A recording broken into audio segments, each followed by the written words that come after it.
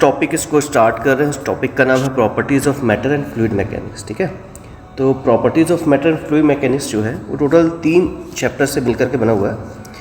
इन 3 chapter के हिसाब से हम लोग ऑब्जेक्टिव क्वेश्चंस देखेंगे प्रीवियस ईयर के कि कौन कौन से क्वेश्चन अभी तक रिपीट हुए हैं। ठीक है, तो जैसे क्वेश्चन नंबर 1 दिख रहा है, पहले देख लेते हैं। क्वेश्चन नंबर 1 में दिया हुआ है कि एक सोप बबल का है रेडियस गिवन है। क्वेश्चन में आर की वैल्यू कितनी गिवन है? आर जो है R इज इक्वल्स टू है 1 mm।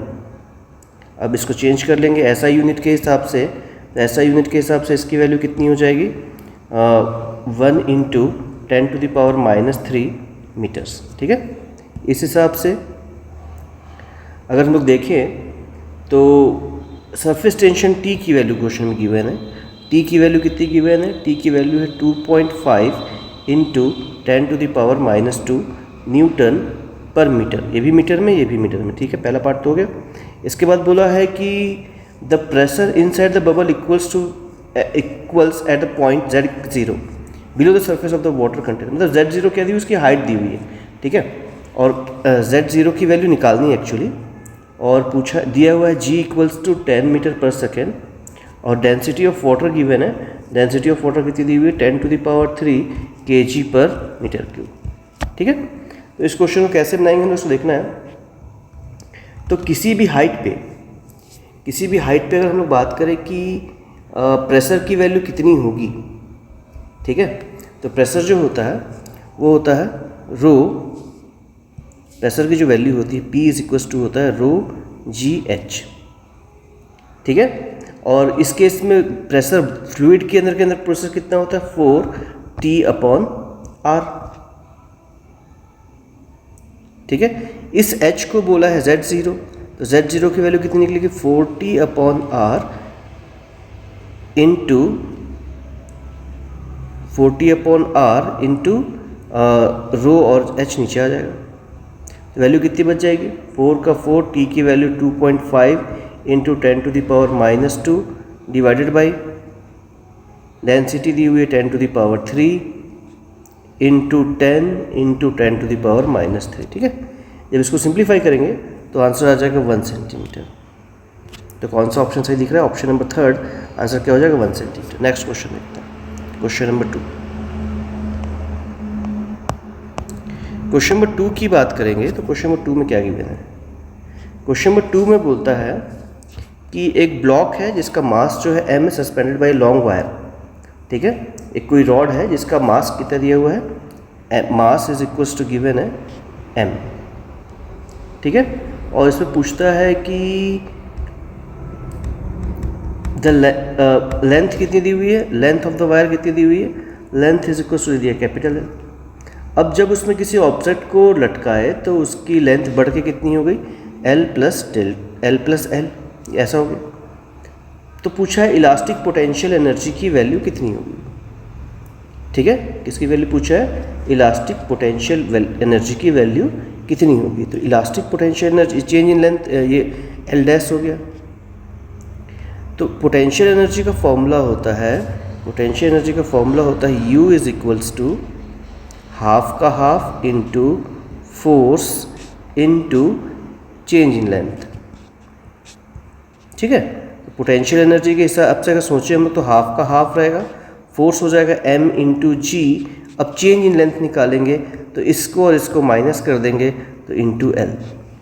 तो आंसर आ जाएगा mg स्मॉल l/2, मतलब ऑप्शन नंबर 3। नेक्स्ट क्वेश्चन देखते हैं, क्वेश्चन नंबर 3। क्वेश्चन नंबर 3 में क्या गिवन देखते हैं। हाँ, ये टॉर्सलिस प्रिंसिपल पे बेस्ड क्वेश्चन है। टॉर्सलिस प्रिंसिपल क्या बोलता है कि फ्लूइड का वेलोसिटी क्या होगा? Velocity of fluid from an efflux. Efflux क्या होता है? जैसे मान लीजिए कि कोई कंटेनर हो गया मेरे पास ऐसा, इस कंटेनर को किसी पर्टिकुलर हाइट पे रख दिए हम लोग और इस जगह पे उपछेद कर दें तो पानी की स्पीड कितनी होगी? इसको बोलते हैं वेलोसिटी ऑफ इफ्लक्स। ठीक है, तो इसको बनाने के बहुत सारे तरीके होते हैं। तो वेलोसिटी ऑफ इफ्लक्स क्या होता है? वेलोसिटी की अगर बात करेंगे तो इस किसी भी पॉइंट पर काइनेटिक एनर्जी और पोटेंशियल एनर्जी की वैल्यू सेम रहेगी। तो ऐसा समझ सकते हैं mv² पर यूनिट वॉल्यूम में half mv² is equals to क्या आ जाएगा? mgh potential energy, kinetic energy potential energy के बराबर हो जाएगी। m से m कैंसिल कर देंगे, साइड चेंज करेंगे तो v इज इक्वल टू क्या मिलेगा, √2gh। इसी फॉर्मूले को यूज़ करना है, ठीक है। ठीक है, तो यूज़ कर लेते हैं। कितना आएगा, वेलोसिटी ऑफ इफ्लक्स का वैल्यू कितना आ जाएगा क्वेश्चन के हिसाब से।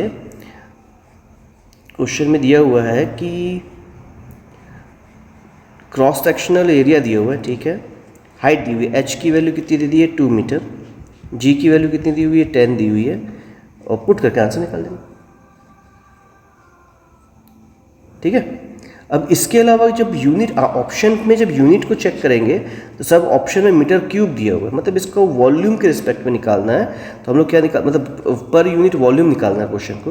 तो कितना आंसर आ जाएगा अपने पास, वेलोसिटी ऑफ इफ्लक्स पर यूनिट वॉल्यूम की वैल्यू निकल जाएगी एरिया इनटू √2gh, ये आंसर निकल जाएगा। मतलब volume, rate of flow of volume क्योंकि मीटर क्यूब में दिया हुआ आंसर, तो कितना हो जाएगा ये। एरिया की वैल्यू दी हुई है क्वेश्चन में, एरिया दिया हुआ है 2 × 10⁻⁻⁶, रूट का √2 की वैल्यू 2, g की वैल्यू 10, h की वैल्यू 2, ठीक है। इसको जब सिंप्लीफाई करेंगे तो हम लोग के पास आएगा 12.6 × 10⁻⁶। तो कौन सा ऑप्शन सही लग रहा है इसका, ऑप्शन नंबर 1। क्वेश्चन नंबर 4 देखते हैं। क्वेश्चन नंबर 4 में क्या पूछा है, बोला है कि दो मेटलिक स्फीयर है।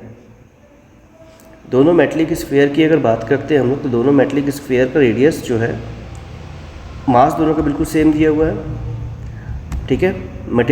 और डेंसिटी जो अलग अलग दी हुई है, इसका भी मास m है, इसका भी मास m है। पहले वाले का डेंसिटी जो है ρ1 है, इसकी डेंसिटी जो दी हुई है ρ2 है, और गिवन है कि ρ1 जो है वो 8 टाइम्स ऑफ ρ2 है, ठीक है। पहले वाले की रेडियस जो है वो है 1 mm, और इस वाले की रेडियस कितनी दी हुई है क्वेश्चन में 2 mm। अब दोनों के दोनों बॉल जो है वर्टिकली नीचे की ओर गिर रहे हैं, ठीक है।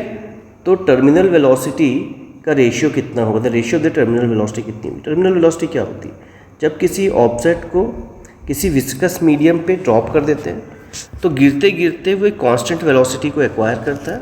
उसी कांस्टेंट वेलोसिटी को क्या कहते हैं, टर्मिनल वेलोसिटी कहते हैं।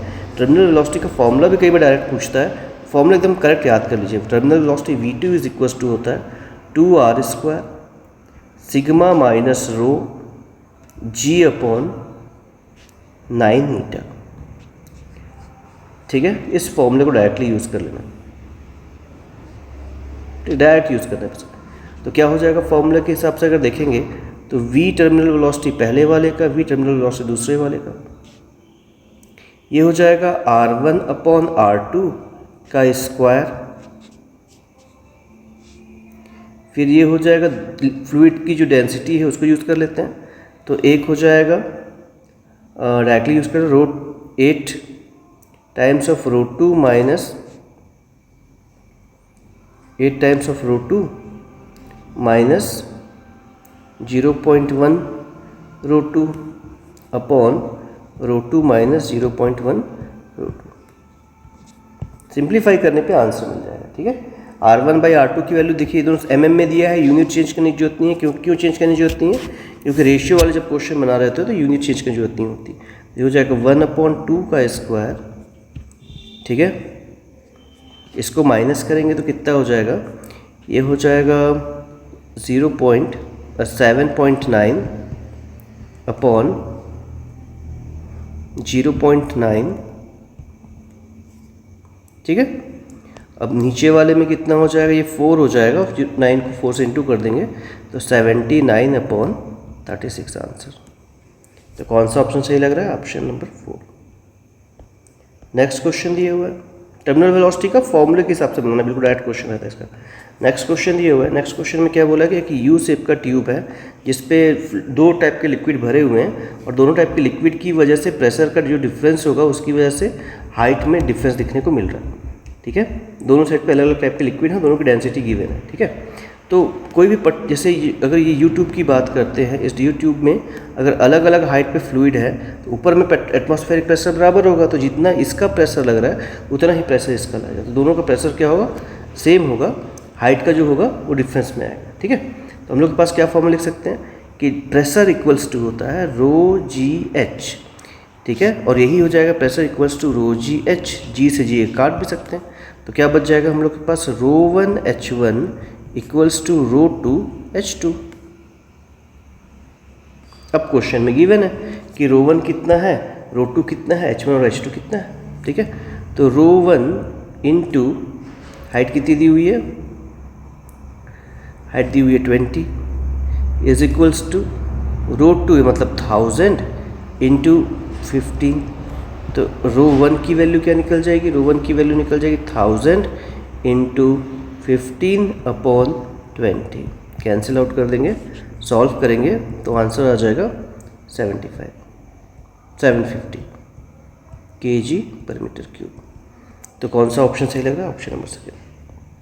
क्वेश्चन नंबर 6 देखते हैं, ये तो डायरेक्ट क्वेश्चन है, क्वेश्चन नंबर 6, ठीक है। Stress strain curve are drawn for two different material X और वाई, दो मटेरियल है उनके लिए स्ट्रेस स्ट्रेन ग्राफ बनाया गया।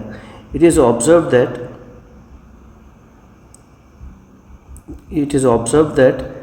the ultimate strength at the point of the fracture point दिया material x is far apart from material y। तो इससे क्या पता चलता है, तो इससे क्वेश्चन पूछा है कि किस मटेरियल कैसा होगा, तो जो मटेरियल होगा x और y जो होंगे वो ब्रिटल और डक्टाइल हो जाएगा, ठीक है। ऑप्शन नंबर 7 क्वेश्चन देखते हैं।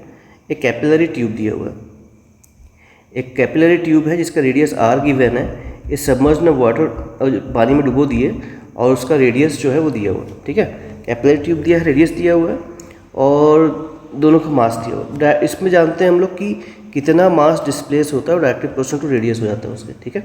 ऐसा लिख सकते हैं m1/m2 is equals to r1/r2। Substitute करेंगे तो m1/5 इज इक्वल्स टू हो जाएगा 2r/r, ठीक है। r से r कैंसिल कर दिए तो m1 या जो भी उल्टा भी ले सकते हैं कोई प्रॉब्लम नहीं, इक्वल्स टू 10 आंसर आ जाएगा 10 ग्राम। तो कौन सा ऑप्शन सही लग रहा है, 4th।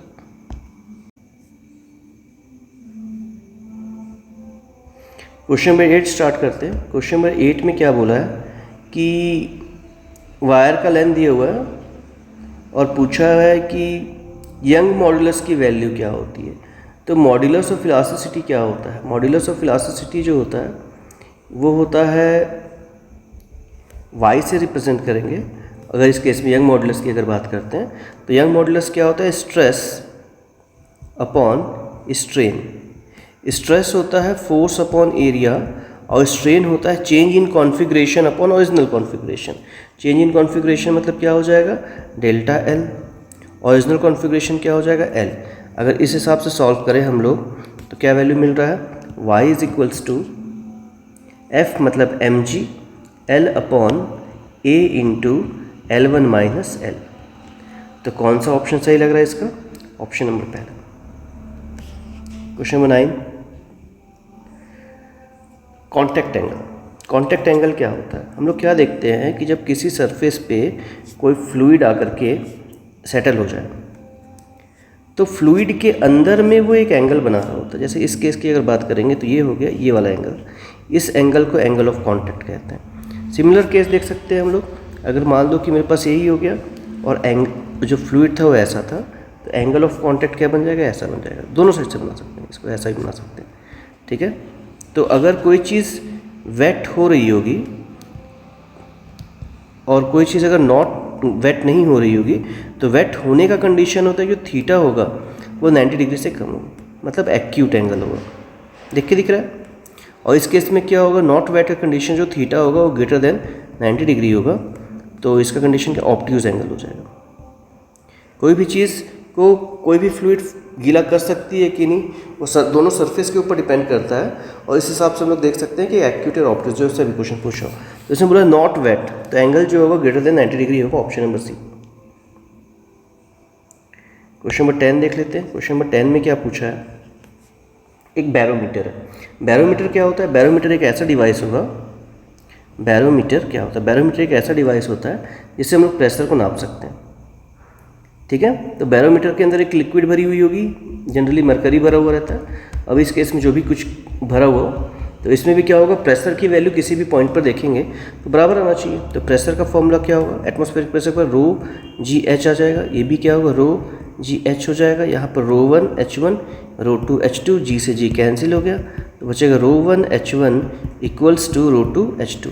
अगर आप लोग जनरली देख रहे होंगे क्वेश्चन जितने भी बन रहे हैं जनरली 2 ही 3 फॉर्मूले का यूज़ कर रहे हैं, ठीक है। अब इसमें क्या हो जाएगा, इससे साइड निकाल चेंज करके H1 की या H2 जो भी निकालना हो, H2 की वैल्यू क्या निकल जाएगी, rho one H1 upon rho two. Simply value put करने पे हाइट निकल जाएगी, कितना निकल जाएगा 76 इंटू 73600 अपॉन 760, 0 से 0 कैंसिल हो गया, 76 कैंसिल कर दिया तो आंसर क्या बच गया 13.6 इतना मीटर। तो ऑप्शन नंबर 2। नेक्स्ट क्वेश्चन है, नेक्स्ट क्वेश्चन में क्या बोलता है कि एक बॉल है जिसका मास दिया हुआ है, क्वेश्चन नंबर 11, एक बॉल दिया हुआ है जिसका मास है वेलोसिटी, मास दिया हुआ है m, मास की वैल्यू कितनी दी हुई है m, और पूछा क्या है कि mass m density d when dropped in a container filled with glycerine, glycerine से भरे हुए किसी कंटेनर में उसको डालते हैं तो if the density of glycerine d/2 दी हुई then the viscous force acting on the ball is given by. Viscous force क्या होता है, जब किसी भी फ्लूइड में कोई बॉल मूव कर रहा होता है तो उसके अंदर जो फोर्स लगता है उसको विस्कस फोर्स कहते हैं। इस केस में क्या होगा कि अगर मैं मान लूँ बॉल ऐसा है तो बॉल के नीचे की ओर कौन सी फोर्स लगेगी mg। अब जब भी कुछ फोर्स लगता है तो उसकी वजह से कोई भी बॉल जो किधर मूव करेगी, नीचे की ओर, ठीक है। अब जब भी मोशन नीचे की ओर होगा तो ऊपर की ओर एक फोर्स लगता है, उसको विस्कस फोर्स Fv कह दिया, मान लेते हैं। इसको क्या बोल दिया हम लोग, एक विस्कस फोर्स बोल दिया Fv, ये किधर लग जाएगा ऊपर, क्योंकि मोशन नीचे हो रहा है इसलिए ऊपर जाए, बॉल नीचे की ओर गिर रहा है। और जो बॉइंट फोर्स होता है वो ग्रेविटेशन के मतलब उसके अगेंस्ट लग जाएगा, तो इसको बोल देंगे बॉइंट फोर्स Fp, ठीक है। तो बॉइंट फोर्स की वैल्यू कितनी होती है, बॉइंट फोर्स होता है जितना वाटर डिस्प्लेस हुआ, तो ये हो जाएगा वॉल्यूम इंटू डेंसिटी इंटू जी, तो ये हो जाएगा V/2G, ठीक है। ग्रेविटेशनल फोर्स की वैल्यू कितनी हो जाएगी, ये हो जाएगा हम लोग के पास mg, और ये हो जाएगा वॉल्यूम इंटू d इंटू जी, ठीक है। अब क्या बोलता है कि गिरने की स्पीड कांस्टेंट हो गई तो F नेट इक्वल्स टू कितना हो जाएगा 0,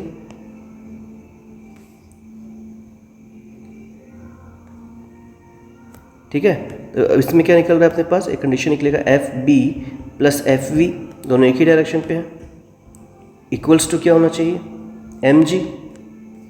अगर इसे निकालें हम लोग सॉल्व करके तो FV की वैल्यू, विस्कस फोर्स की वैल्यू क्या निकल जाएगी mg माइनस FB, बस वैल्यू पुट करते हैं VDG माइनस VDG/2, सॉल्व करेंगे तो कितना मिल जाएगा VDG/2, इसको मास कहते हैं वॉल्यूम इंटू डेंसिटी को, ये क्या हो जाएगा mg/2, ये आंसर निकल गया, ठीक है।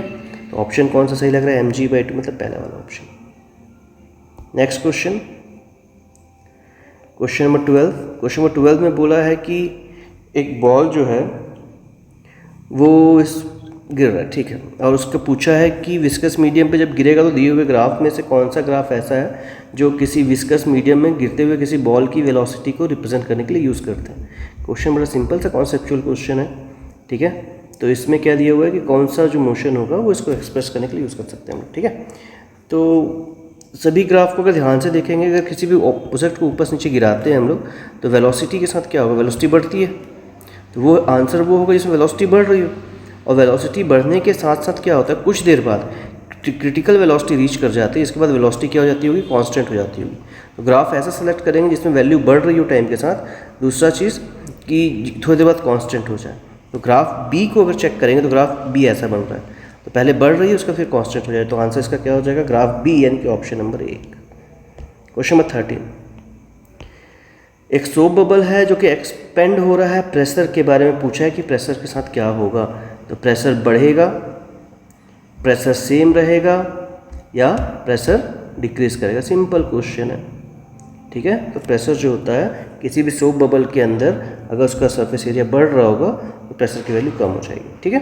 नेक्स्ट क्वेश्चन, क्योंकि एरिया चेंज पॉजिटिव है। क्वेश्चन नंबर 14, क्वेश्चन नंबर 14 में क्या बोला, फिर भी कॉन्सेप्चुअल क्वेश्चन है कि एक कॉपर वैसल दिया हुआ ए और B have same base area but different shape, a lake twice the volume of the water as the B requires to fill up the particular height, then the correct statement. कौन सा statement सही है? Conceptual question है, बड़ा simple सा question है। इसका answer हो जाएगा ए कि pressure at the base of the area vessel and base B same, क्योंकि नीचे वाले का एरिया सेम है तो ऊपर में कितना भी पानी भरा हो उससे कोई खास फर्क नहीं पड़ता। क्वेश्चन नंबर 15 देखते हैं। क्वेश्चन नंबर 15 में क्या बोला है कि द टर्मिनल वेलोसिटी। देखिए अगर ध्यान से ध्यान देंगे तो सभी अधिकतर क्वेश्चन जो है टर्मिनल वेलोसिटी पर रिलेटेड, कम से कम अभी तक में 3 क्वेश्चन टर्मिनल वेलोसिटी के आ चुके हैं, ठीक है। तो इनको ध्यान से बनाएंगे, ठीक है। सीधा फॉर्मूला लगाना है, सारे पीछे ऊपर जो कंडीशन दिए हैं सीधा उसी से निकल जाएगा आंसर। डायरेक्टली निकालेंगे तो इसका आंसर भी ए आ जाएगा। डायरेक्ट फॉर्मूला बेस्ड क्वेश्चन है। क्वेश्चन नंबर 16, 15 हो गया, 16 देखते हैं। क्वेश्चन नंबर 16 में क्या बोला है, the amount of energy required to form a soap film. तो अगर एनर्जी की बात करते हैं, energy to form a soap film, इसका फॉर्मूला होता है 2, क्योंकि सरफेस 2 होंगे, 2 into surface tension into change in area, ठीक है। तो 2 into surface tension into pi r is 4 pi r square. Spherical है, सोप बबल है तो ठीक है। तो 2 की वैल्यू 2 हो जाएगी, 0.03 दिया हुआ है वैल्यू, और हो जाएगा पाई की वैल्यू 3.14 हो गया, 4 की वैल्यू 4 हो गई, और 2 इंटू 10⁻⁻² का स्क्वायर हो गया, ठीक है। सॉल्व करने पे हो जाएगा 3.01 इंटू 10⁻⁻4। तो कौन सा आंसर दिख रहा है? 3.0401, मतलब ऑप्शन नंबर सेकेंड।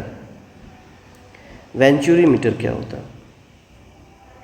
हम लोग एक डिवाइस यूज़ करते हैं जो कि फ्लो ऑफ फ्लूइड को नापने के लिए यूज़ होता है, ठीक है। फ्लूइड के स्पीड को नापने के लिए यूज़ करते हैं इसको, और ये किस पे बेस्ड है, ठीक है। तो सिंपल सा है, ऑप्शन नंबर 1। नेक्स्ट क्वेश्चन देखते हैं।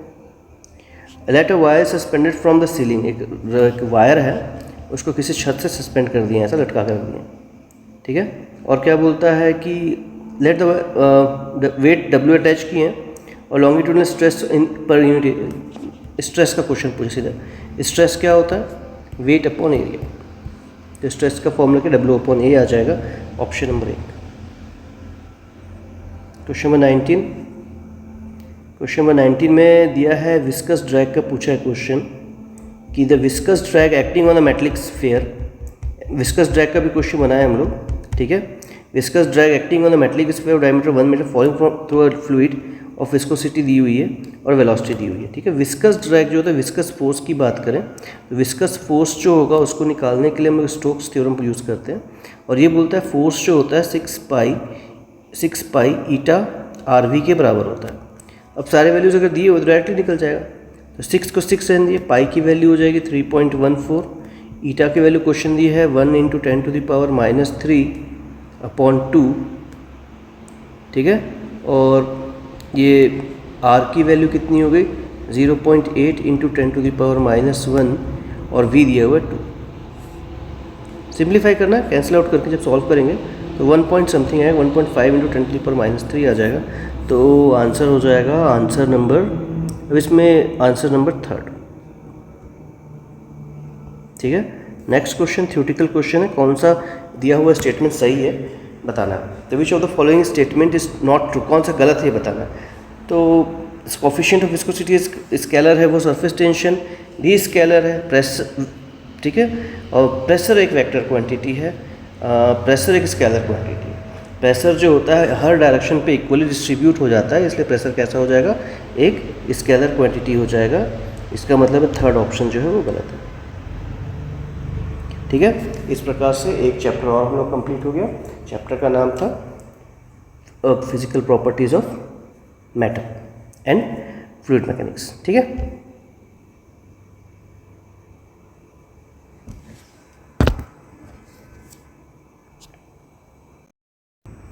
आज का जो टॉपिक स्टार्ट करेंगे, चैप्टर का नाम है थर्मल फिजिक्स। ये टॉपिक जो होगा थर्मोडायनेमिक्स से डायरेक्टली रिलेटेड है। फार्मूला बेस्ड चैप्टर है, फार्मूला याद करके भी क्वेश्चंस बनाए जा सकते हैं इसके। और केमिस्ट्री का और इसका कॉन्सेप्ट करीब करीब सेम है, लेकिन बहुत सारे कॉन्सेप्ट ऐसे मिलेंगे जिनमें हल्का सा डिफरेंस मिल सकता है, ठीक है। तो स्टार्ट करते हैं। टॉपिक है थर्मल फिजिक्स। पहला क्वेश्चन बोला है mean free path of the gas. Direct theory वाला क्वेश्चन याद करना है, ठीक है। तो इसका ऑप्शन हो जाएगा डायरेक्टली सी क्या हो जाएगा, बोलता है 1/√n πd²। क्वेश्चन नंबर 1 का आंसर डायरेक्टली थ्योरेटिकल क्वेश्चन है, डायरेक्ट बनाना है, ठीक है। क्वेश्चन नंबर पहले का आंसर क्या हो जाएगा, पहले का ऑप्शन हो जाएगा ऑप्शन नंबर 3, ठीक है। नेक्स्ट क्वेश्चन देखते हैं। नेक्स्ट क्वेश्चन में जो है, नेक्स्ट क्वेश्चन में क्वेश्चन नंबर 2 की अगर बात करते हैं तो क्वेश्चन नंबर 2 में पूछा था quantity of heat required to raise the temperature of a solid copper sphere R1। दोनों की रेडियस अलग अलग दी हुई है, तो किस में ज़्यादा हीट लगेगा सोचना है, ठीक है। तो हम लोग के पास फॉर्मूला होता है डेल्टा क्यू, यानी कि heat required to raise the temperature of an object by some temperature Q is equals to MS delta T, ठीक है। अब अगर हम लोग बात करेंगे तो ये तो टेम्परेचर हो गया, ये स्पेसिफिक हीट हो गया, बोल दिया सेम टेम्परेचर पे, मतलब ये दोनों तो सेम रह जाएंगे, बच जाएगा सिर्फ m। तो डेल्टा Q की वैल्यू क्या हो जाएगी, प्रोपोर्शनल टू किसके होती है, m के। अब इसमें पूछा रेडियस। अब मटेरियल सेम है तो मास से मतलब नहीं होगा, हम लोग को दोनों की डेंसिटीज़ निकालनी, दोनों का डेंसिटी सेम हो, दोनों का रेडियस अलग हो जाएगा। तो मास इज इक्वल्स टू होता है 4/3 πr³ इंटू डेंसिटी। अगर यहाँ पर ध्यान से देखिए हम लोग, तो ये r³ के डायरेक्टली प्रोपोर्शनल हो जाएगा, तो delta Q is proportional to r³ लिख सकते हैं ऐसा। तो Q1/Q2 इज इक्वल्स टू क्या हो जाएगा, Q1/Q2 की वैल्यू हो जाएगी R1/R2 का क्यूब ऐसा, ठीक है। अब क्वेश्चन में दिया है कि R1 जो है वो 1.5 टाइम्स ऑफ R2 है, ठीक है, और इसका क्यूब आ जाएगा। R2 से R2 कैंसिल कर दिए, तो क्या बच जाएगा, 1.5 को समझ सकते हैं हम लोग 15/10 कैंसिल आउट कर दें तो ये हो जाएगा 5/2, 3/2, 3/2 का क्यूब, 3 का क्यूब हो जाएगा 27 और 2 का क्यूब हो जाएगा 8, तो आंसर हो जाएगा 27/8, मतलब ऑप्शन नंबर 2। तो ये क्वेश्चन डायरेक्ट याद करने वाला क्वेश्चन भी समझ सकते हैं इसको। अगर इसको सॉल्व ना भी करना हो, इसको डायरेक्टली आंसर भी याद करने पे काम बन जाएगा। क्वेश्चन नंबर 3 देखते हैं। क्वेश्चन नंबर 3 में क्या बोलता है कि एक सिलेंडर है कंटेनिंग हाइड्रोजन गैस और उसका प्रेशर दिया हुआ है, ठीक है। प्रेशर दिया हुआ है कितना, 249 किलो पास्कल एंड टेम्परेचर कितना है 27 डिग्री सेंटीग्रेड, डेंसिटी गिवन है। अब देखिए इसमें जो टेम्परेचर दिया हुआ है वो सेल्सियस में दिया हुआ है और जो R की वैल्यू दी हुई है वो केल्विन पे दी हुई है। तो अगर टेम्परेचर को यूज़ करना है तो डायरेक्टली हम 27 यूज़ नहीं कर पाएंगे, ठीक है, अगर यूज़ होगा तो, ठीक है। तो स्टार्ट करते हैं। यूनिट से सबको पता चलता है, R की वैल्यू जो दी हुई है वो केल्विन में दी हुई है और टेम्परेचर जो दिया हुआ है सेल्सियस में दिया है। तो सबसे पहले तो C को K में चेंज करना पड़ेगा, पहला प्रॉब्लम इस क्वेश्चन के साथ, ठीक है। तो 27 डिग्री सेल्सियस इक्वल्स टू हो जाएगा 273 प्लस 27 इतना केल्विन, मतलब 300 केल्विन, ये T की वैल्यू हो गई। टेम्परेचर कितना हो जाएगा 300 केल्विन, ठीक है। तो फॉर्मूला क्या होता है, pressure upon density is equals to RT/m। PV is equals to nRT को साइड वाइड चेंज करके ऐसे जमा हुआ, ठीक है। अब इस हिसाब से अगर क्वेश्चन को बनाने की कोशिश करें हम लोग, तो हम लोग के पास क्या फॉर्मूला निकल जाएगा कि density is equals to PM/RT। Value बस पुट करनी है, तो कितनी हो जाएगी 249 into 10⁻³ into 2 into 10⁻³ upon 8.314 into 300, ठीक है। इसको जब सिंप्लीफाई करेंगे इस पूरे को सिंप्लीफाई करने पे वैल्यू मिल जाएगी 0.199 और जो है कि अप्रॉक्सीमेटली 0.2 के बराबर हो जाएगा। तो ऑप्शन नंबर C सही है इसका। क्वेश्चन नंबर 4 देखते हैं। क्वेश्चन नंबर 4 में क्या बोलता है कि दो सिलेंडर दिए हुए हैं A and B, equal capacity के दिए हुए हैं और connected to each other with stop clock containing ideal gas दिया हुआ है, स्टैंडर्ड प्रेशर पे दिया हुआ है। इवैक्यूएटेड मतलब हो गया वैक्यूम है, तो वैक्यूम पे अगर कोई भी एक्सपेंशन हो रहा होगा, याद करने वाला चीज़ है कि वैक्यूम पे अगर कोई भी एक्सपेंशन होगा तो वो कौन सा एक्सपेंशन होगा, तो हमेशा एडियाबैटिक एक्सपेंशन होता है। तो थर्ड ऑप्शन सही हो जाएगा इसका। 4th हो गया। 5th क्वेश्चन देखते हैं। 5th क्वेश्चन बोला है the efficiency of Carnot engine किस पे डिपेंड करती है। तो एफिशिएंसी ऑफ कार्नोट इंजन किस पे डिपेंड करती है। तो कार्नोट इंजन का एफिशिएंसी का फॉर्मूला याद होना चाहिए। तो ईटा इज इक्वल टू होता है 1 माइनस T2 अपॉन T1, और T2 और T1 जो होते हैं सोर्स और सिंक और सोर्स का टेम्परेचर होता है। तो किस पे डिपेंड कर देख के दिख रहा है ऑप्शन नंबर 2। ठीक है, क्वेश्चन नंबर 6 देखते हैं। क्वेश्चन नंबर 6 जो है वो बोलता है मीन फ्री पाथ जो है गैस मॉलिक्यूल का किस पे डिपेंड करता है। अभी थोड़ी देर पहले मीन फ्री पाथ का क्वेश्चन बनाए थे हम लोग। तो lambda is equal to formula लिखे थे 2√2 पाई डी स्क्वायर एन। अब पूछा लैम्डा और डी स्क्वायर किस एक दूसरे पे कैसे प्रोपोर्शनल है। ठीक है, तो कैसे प्रोपोर्शनल है, इनवर्सली प्रोपोर्शनल डी स्क्वायर के। तो ऑप्शन नंबर ए। ये भी सिंपल क्वेश्चन है। क्वेश्चन में पूछा है कि आइडियल गैस में पी रो आर टी और एम दिए हुए हैं, इसमें रो और एम जीरो क्या होते हैं। ठीक है, तो सिंपल डायरेक्ट थ्योरेटिकल क्वेश्चन हो गया। इसका आंसर हो जाएगा सी, मास डेंसिटी और मोलर मास। नेक्स्ट क्वेश्चन दिया है पीवी डायग्राम दिया हुआ है, प्रेशर वॉल्यूम कर्व दिया हुआ है किसी गैस के लिए। आइडियल गैस दिया हुआ है, piston cylinder assembly, thermodynamic process, figure the process. ये प्रोसेस कैसा होगा पूछा है।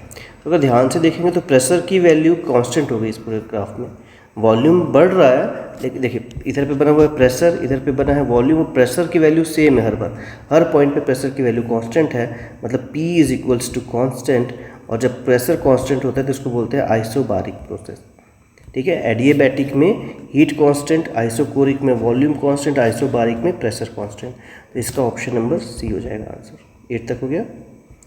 8 के बाद 9th क्वेश्चन देखते हैं। 9th क्वेश्चन में बोला 3 stars A B C have same temperature. ठीक है, 3 स्टार दिए हुए हैं, तीनों का टेम्परेचर क्या दिया हुआ है, सेम ए बी सी है, और सरफेस का टेम्परेचर दिया टी ए, टी बी और टी सी। और star A appears bluish, B appears reddish and star C appears yellowish. तो पूछा है किसका टेम्परेचर ज़्यादा होगा। ठीक है, तो ये तो वेन डिस्प्लेसमेंट लॉ पे बेस्ड है, वेन्स लॉ पे बेस्ड है। ये क्या बोलता है, lambda M T is equals to constant. तो अगर इसे निकालेंगे तो टेम्परेचर जो हो जाएगा वो लैम्डा एम के इन्वर्सली प्रोपोर्शनल हो जाएगा। अब किसका वेवलेंथ ज़्यादा होता है उसको याद करने का तरीका होता है विबग्योर। याद कर लीजिए विबग्योर। विबग्योर से क्या पता चल जाता है, विबग्योर अगर याद करेंगे हम लोग तो हम लोग को पता चल जाता है किसका वेवलेंथ सबसे ज़्यादा है। तो रेड का वेवलेंथ सबसे ज़्यादा होता है और वॉयलेट का सबसे कम होता है। इस हिसाब से कौन कौन से कलर दिए हुए हैं क्वेश्चन में वो उसको देख लेते हैं। तो दिया हुआ है ब्लू, मतलब क्वेश्चन में कौन सा कलर दिया हुआ है, पहले एक जो कलर दिया हुआ है वह है ब्लू। फिर एक दिया हुआ है ये ए का हो गया, और बी का कलर दिया हुआ है रेड, और सी का कलर दिया हुआ है येलो। ये येलो हो गया सी का।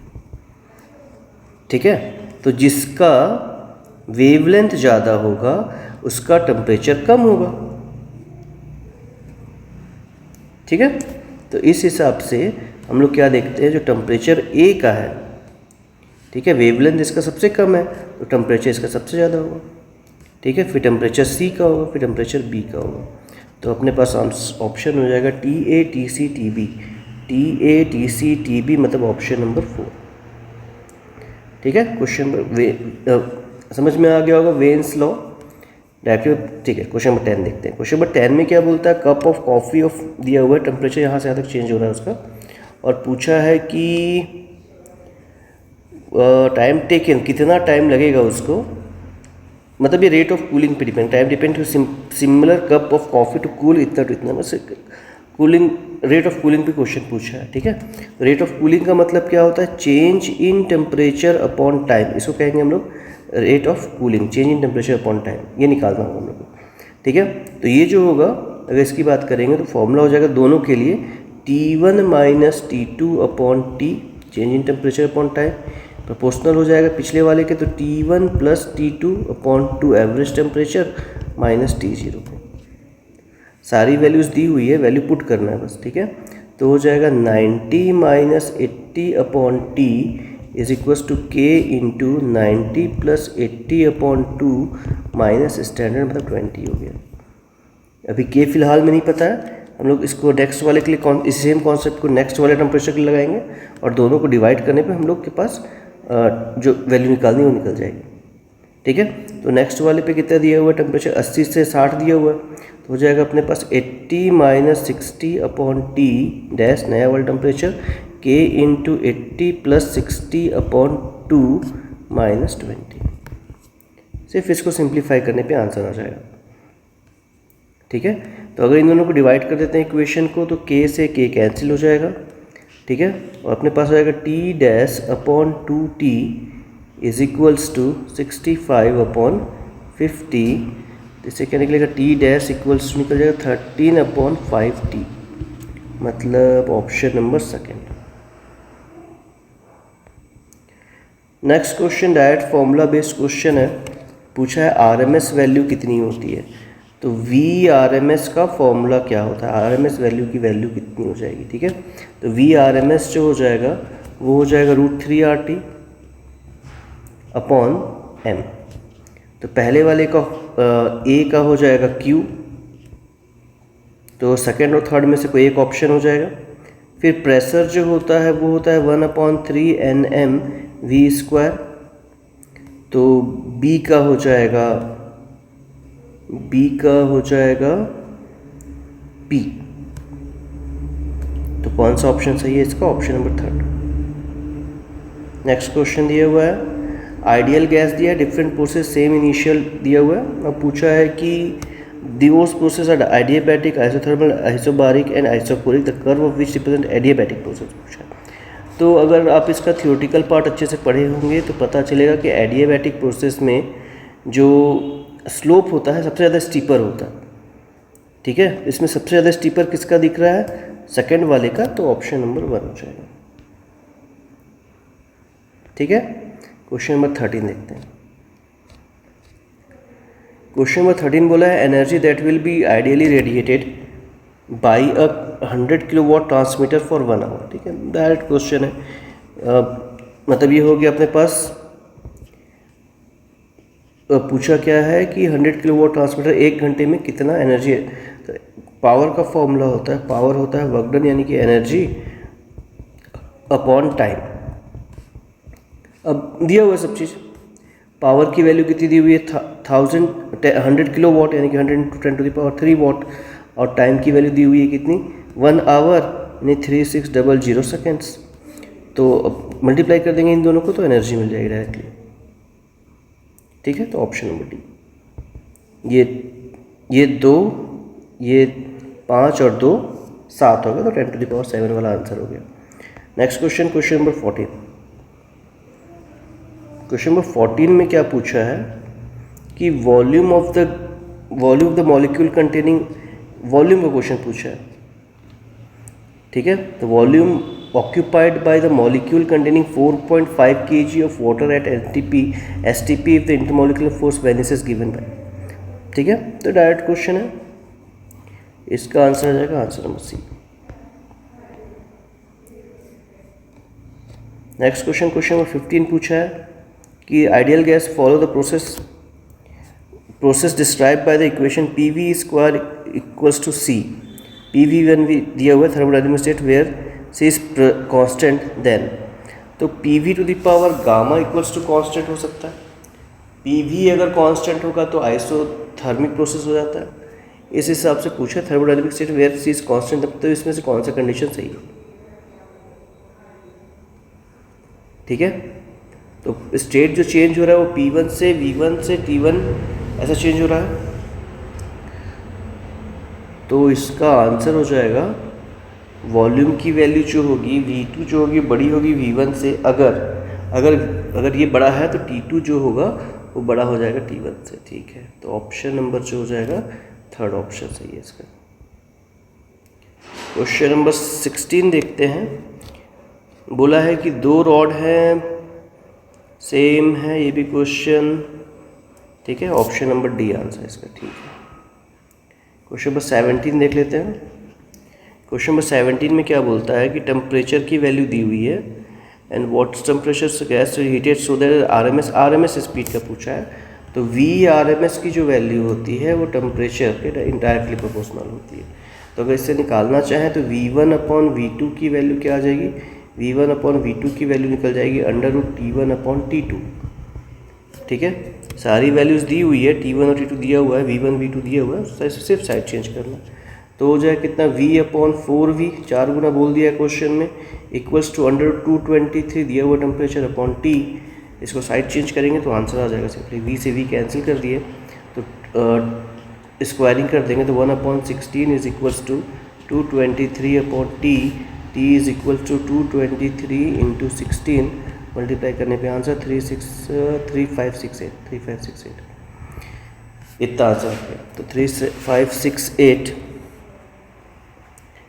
को जब चेंज करेंगे, चेंज इन टेम्परेचर निकालना है, तो इसमें माइनस कर देंगे 273 का, तो आंसर आ जाएगा 3295 डिग्री सेल्सियस। ठीक है, तो केल्विन को सेल्सियस में चेंज किया हुआ है, इस हिसाब से ऑप्शन कौन सा हो जाएगा, 3295, option number A.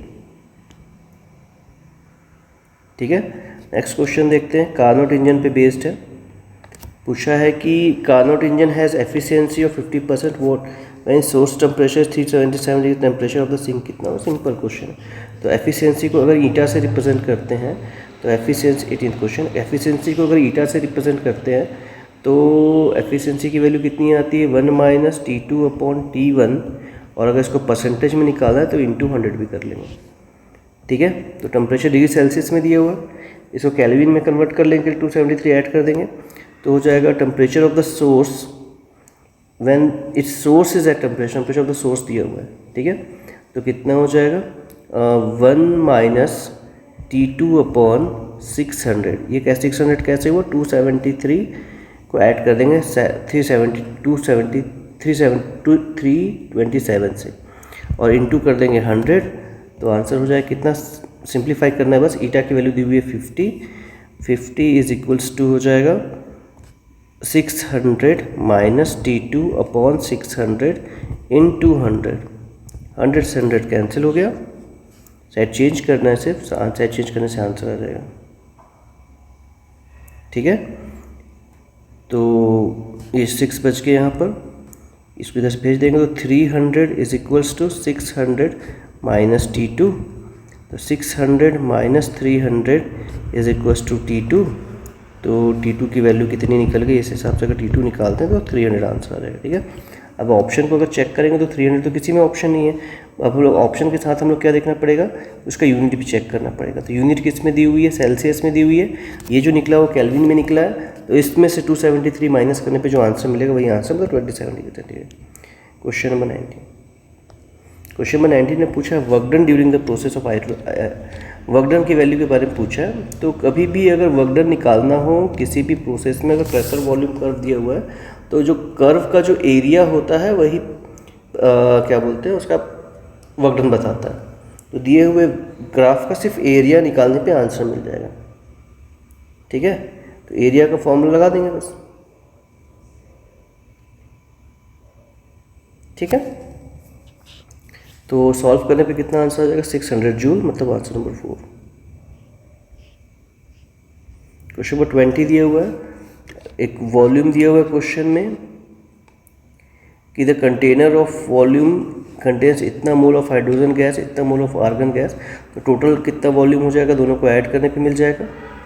Number of moles total निकल, the pressure of the system at the temperature, दोनों के दोनों गैस के फॉर्म पे, इसलिए टोटल नंबर ऑफ पार्टिकल्स निकल जाएंगे, म्यू की वैल्यू निकल जाएगी। तो प्रेशर इक्वल्स टू होता है μ1 प्लस μ2, दोनों को जोड़ देंगे, इंटू RT अपॉन V, क्योंकि मिक्सचर का क्वेश्चन है।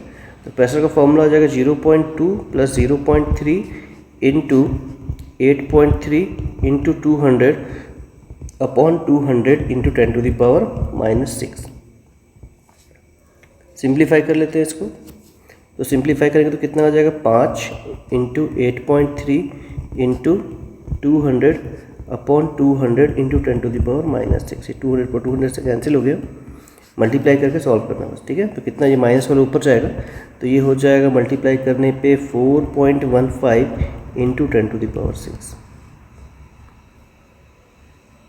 ठीक है, ये 0.5, अब ठीक है, तो ये आंसर आ जाएगा, मतलब ऑप्शन नंबर डी।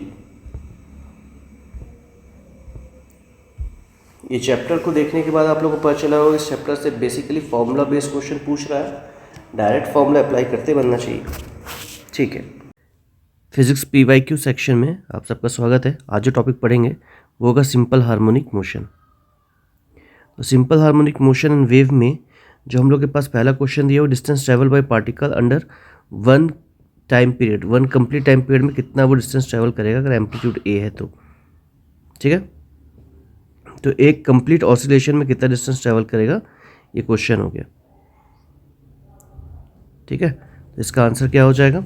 इसका आंसर आ जाएगा 4 है डायरेक्ट। क्वेश्चन नंबर 2 स्टार्ट करते हैं। क्वेश्चन नंबर 2 में क्या बोला है कि एक मास है, हाइट h से उसको ड्रॉप कर रहे हैं, उसको टाइम पीरियड t लगता है और इसको अगर किसी और प्लेनेट में ले जाए तो टाइम पीरियड कितना हो जाता है? 2t हो जाता है। अगर इस केस के लिए निकालना है हम लोग को कि t और t डैश के बीच में रिलेशन निकालना है, दोनों टाइम के बीच में रिलेशन निकालनी है। ठीक है, तो फॉर्मूला क्या होता है अपने पास? टाइम ऑफ फ्लाइट, किसी भी चीज़ को जब ऊपर फेंकेंगे तो कितने टाइम पे नीचे आएगा? 2h/g हो जाएगा। अगर इसे देखेंगे तो टाइम किस पे डिपेंड करता है? g के इन्वर्सली प्रोपोर्शनल होता है। और टाइम पीरियड ऑफ पेंडुलम की बात करें तो टाइम पीरियड ऑफ पेंडुलम का फॉर्मूला क्या होता है? 2π√L/g। इसको मान लेते हैं टी डैश अगर बोल दूँ तो हम लोग के पास कंक्लूजन निकलता क्या है कि t जो होगा वो टी डैश के डायरेक्टली प्रोपोर्शनल हो जाएगा। ठीक है, तो जितना वो बढ़ा था उतना ही बढ़ जाएगा। इसका मतलब आंसर क्या हो जाएगा? 4th option. Phase difference of acceleration simple harmonic motion में the phase difference between two displacement and acceleration, displacement और एक्सेलरेशन के बीच में फेज डिफरेंस की वैल्यू कितनी होती है पूछा है। तो डिस्प्लेसमेंट का फॉर्मूला होता है x = a sin ωt plus या माइनस जो भी लिख दीजिए फाई, और एक्सेलरेशन का फॉर्मूला आता है, इसको 2 बार डिफ्रेंशिएट करने पे मिलेगा sin ωt प्लस फाई और प्लस पाई। तो कितने का फेज डिफरेंस दिख रहा है? कितने का अंतर आ रहा है? पाई रेडियन का फेज डिफरेंस दिख रहा है। तो ऑप्शन नंबर 2। नेक्स्ट क्वेश्चन पूछा identify the following function represent periodic motion. Periodic motion के लिए कंडीशन होता है कि वे सारे इक्वेशन जो साइन या कॉस या उनके सम के फॉर्म पे एक्सप्रेस होते हैं वे सारे पीरियोडिक फंक्शन होते हैं। तो पीरियोडिक मोशन को रिप्रेजेंट कौन सा करेगा? साइन और कॉस वाला या उनके सम या डिफरेंस वाला। तो ऑप्शन हो जाएगा ऑप्शन नंबर 3। शॉर्ट इसका और भी तरीका होता है कि कोई भी अगर इस इक्वेशन को, डिफरेंशियल इक्वेशन को जो भी सेटिस्फाई कर देगा प्लस ओमेगा स्क्वायर x = 0, जो भी इस इक्वेशन को जस्टिफाई कर देता है वो सिर्फ SHM रिप्रेजेंट करता है। इस क्वेश्चन में साइन और कॉस के हिसाब से बताता है। Body executing simple harmonic motion with frequency it's potential energy, potential energy के बीच का रिलेशन पूछा है। नेक्स्ट क्वेश्चन, क्वेश्चन नंबर 5 देखते हैं। A body executing simple harmonic motion, frequency की वैल्यू दी हुई है n, तो पोटेंशियल एनर्जी की वैल्यू कितनी होगी वो पूछा है। तो डिस्प्लेसमेंट का फॉर्मूला होता है a sin ωt और पोटेंशियल एनर्जी के फॉर्मूला होते हैं हाफ kx²। ठीक है, जब सिंप्लीफाई करेंगे इसको तो इसमें a हो जाएगा half k × a² sin² ωt। अब कंपैरिजन पॉसिबल नहीं क्योंकि यहाँ ωt और यहाँ पर स्क्वायर है। हम लोग के पास फॉर्मूला होता है, फॉर्मूला क्या लगा सकते हैं हम लोग? फॉर्मूला लगाएंगे तो फॉर्मूला होता है sin² थीटा = होता है 1 - cos 2 थीटा अपॉन 2। कंपेयर करने में अगर यहाँ स्क्वायर, यहाँ थीटा तो यहाँ पर 2 थीटा मतलब डबल हो जाएगा सीधे कुल मिलाकर, तो आंसर हो जाएगा 2n। Question number 6, spring stretch to 5 centimetre by force, the time period of oscillation when mass 2 kg suspend by. ठीक है, तो फोर्स का फॉर्मूला क्या हो जाएगा? F = क्या हो जाएगा? kx। F की वैल्यू दी हुई है 10, तो k की वैल्यू × 5 × 10⁻², ये दिया हुआ है k की वैल्यू। ठीक है, सेंटीमीटर को चेंज कर दिए मीटर में। जब सिंप्लीफाई करेंगे तो k की वैल्यू क्या आ जाएगी? k की वैल्यू हो जाएगी 10/5 × 10⁻² = 2 × 10⁻², मतलब 200 Nm/m। अब टाइम पीरियड का फॉर्मूला क्या हो जाता है? लोडेड स्प्रिंग के लिए 2π√m/k, सब वैल्यू दी हुई है। 2π का 2π √2/200, सिंप्लीफाई करेंगे तो ये हो जाएगा 2π/10। ठीक है, 2π/10 का मतलब 2π की वैल्यू हो जाएगी 2 × 3.14/10 = हो जाएगा 6.28 second. Option number D. Question number 7, two pendulum of length दी हुई है पेंडुलम की, start vibrating in phase at the same some instant the two of their mean position in same phase, the minimum number of vibration of shorter pendulum after which the 2 second. ठीक है, दोनों की length दी हुई है और question में बोला है कि दोनों जो हो रहा है अलग अलग टाइम पे स्टार्ट हो रहा है, कितने देर बाद वो आपस एक दूसरे पे कंसाइड हो जाएंगे. ठीक है, तो इसका ऑप्शन हो जाएगा D. Question number 8, restoring force of spring and block attach to the free end of the spring किस में से रिप्रेजेंट करेगा? तो डायरेक्ट क्वेश्चन है, D. Question number 9, question number 9 में क्या दिया हुआ है कि फिर वही रिप्रेजेंट करना है, तो इसमें का आंसर क्या हो? नॉन पीरियोडिक, तो जो साइन के फॉर्म पे नहीं होगा, मतलब option number A. Question number 10, question number 10 क्या बोलता है कि डिस्प्लेसमेंट टाइम ग्राफ दिया हुआ है किसी भी ऑसिलेटिंग ऑब्जेक्ट के लिए. क्वेश्चन पूछा है कि इसका एक्सेलरेशन कितना होगा. ठीक है, तो डिस्प्लेसमेंट का फॉर्मूला क्या होगा? डिस्प्लेसमेंट हो गया ए साइन ओमेगा टी. वेलोसिटी क्या हो जाएगी? वेलोसिटी हो जाएगी D x upon D T. कितना हो जाएगा? तो ये हो जाएगा ए ओमेगा कॉस ओमेगा टी. तो एक्सेलरेशन क्या हो जाएगा? एक बार डिफ्रेंशिएट कर देंगे तो माइनस ओमेगा स्क्वायर ए साइन ओमेगा टी. ठीक है,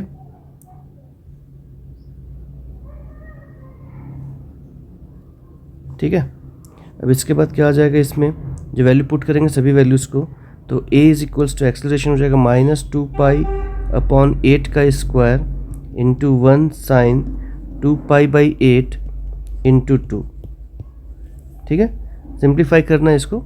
सिंप्लीफाई करेंगे तो वैल्यू कितनी आ जाएगी? Minus pi square upon 16 metre पर सेकेंड स्क्वायर, मतलब ऑप्शन नंबर 3. नेक्स्ट क्वेश्चन बोला tuning fork of frequency 800 produce resonance. Resonance का क्वेश्चन है. ठीक है, तो क्वेश्चन में हो जाएगा ट्यूनिंग फॉर्क विद फ्रीक्वेंसी दी हुई है, रेजोनेंस कॉलम ट्यूब दी हुई है और सक्सेसिव रेजोनेंस के ऑब्जर्वेशन दी हुई 0.9, 9.75, 31.25 और 52.75. तो क्वेश्चन पूछा क्या है कि द स्पीड ऑफ साउंड कितनी होगी. तो स्पीड का फॉर्मूला होता है v इज इक्वल्स टू हो जाता है 2n L2 माइनस L1. तो 2 का 2 लिख दिए. ठीक है, n की वैल्यू 800 दी हुई है क्वेश्चन में, इनटू किसी भी दो का डिफरेंस निकाल लेते हैं तो हो जाएगा 31.25 माइनस 9.75. सिंप्लीफाई करेंगे तो कितना आ जाएगा? 344. 344 मतलब थर्ड ऑप्शन. ठीक है, और साउंड की स्पीड वैसे भी अगर एयर दिया हुआ तो उसका ऑप्शन तो सेम ही आना है हमेशा.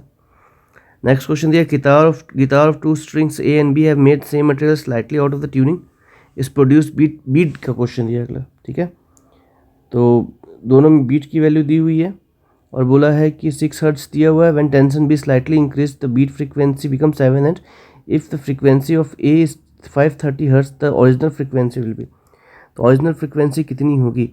तो हल्का सा अंतर होगा. तो कितना दिया हुआ है? 30 दिया हुआ है. ठीक है, तो उसके डिक्रीज हो जाएगी तो कितनी होगी? 20 से 30 से 24 या 23. ठीक है, तो 24 ऑप्शन लेंगे. Next question, question number 13.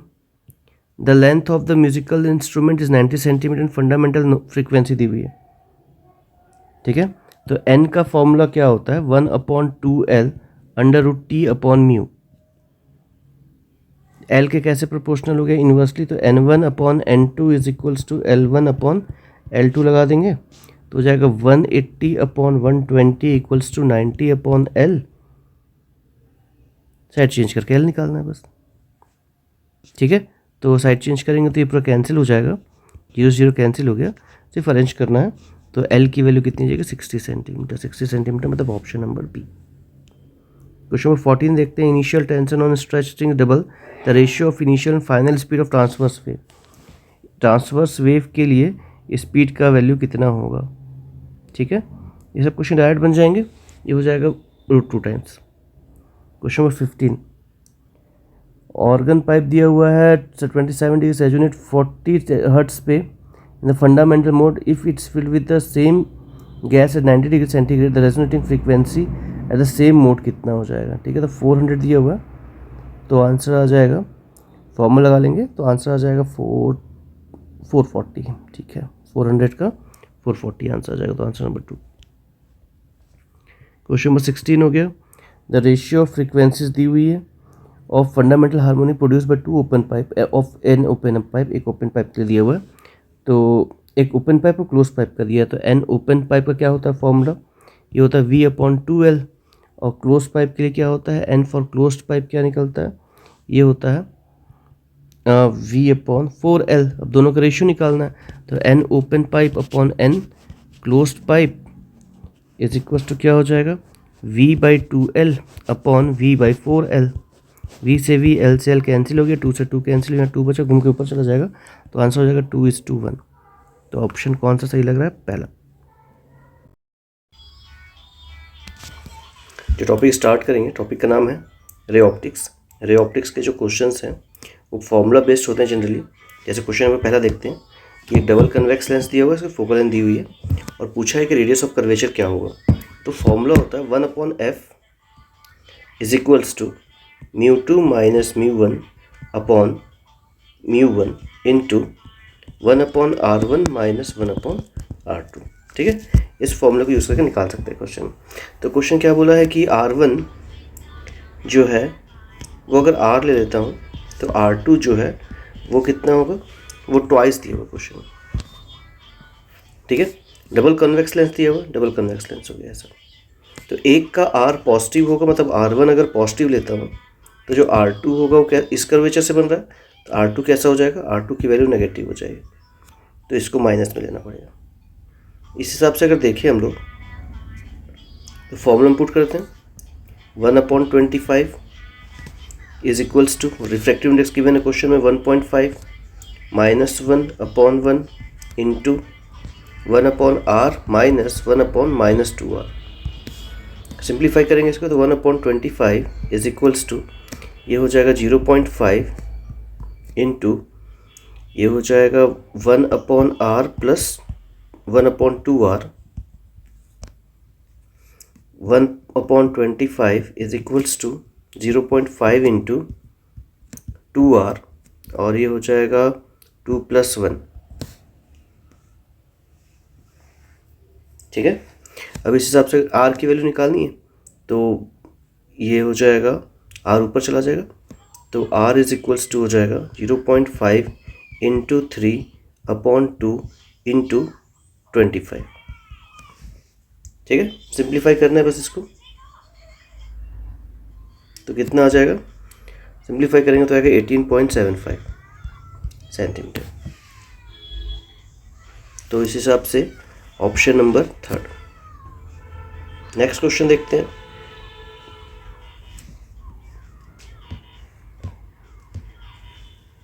Next question में क्या बोला है कि एक थिन प्रिज्म है, और थिन प्रिज्म में एंगल ऑफ इंसिडेंस जो है on surface small angle of prism emerging, जो लाइट बाहर निकल रही है 90 डिग्री बाहर निकल रही। तो मान लेते हैं कि ये रे ऑफ लाइट इंटर की, इसमें रे ऑफ लाइट इंटर होने के बाद क्या होगा, इसका या रिफ्रैक्शन हो जाएगा, रिफ्रैक्शन के बाद वो इस एंगल पे 90 डिग्री पे बाहर निकली है, और ये एंगल ऑफ प्रिज्म ए है। तो प्रिज्म फॉर्मूले की अगर बात करेंगे तो उसमें जो पहला रिलेशन निकलता है वो तो I1 + I2 is equals to R1 + R2 is equals to होता है A,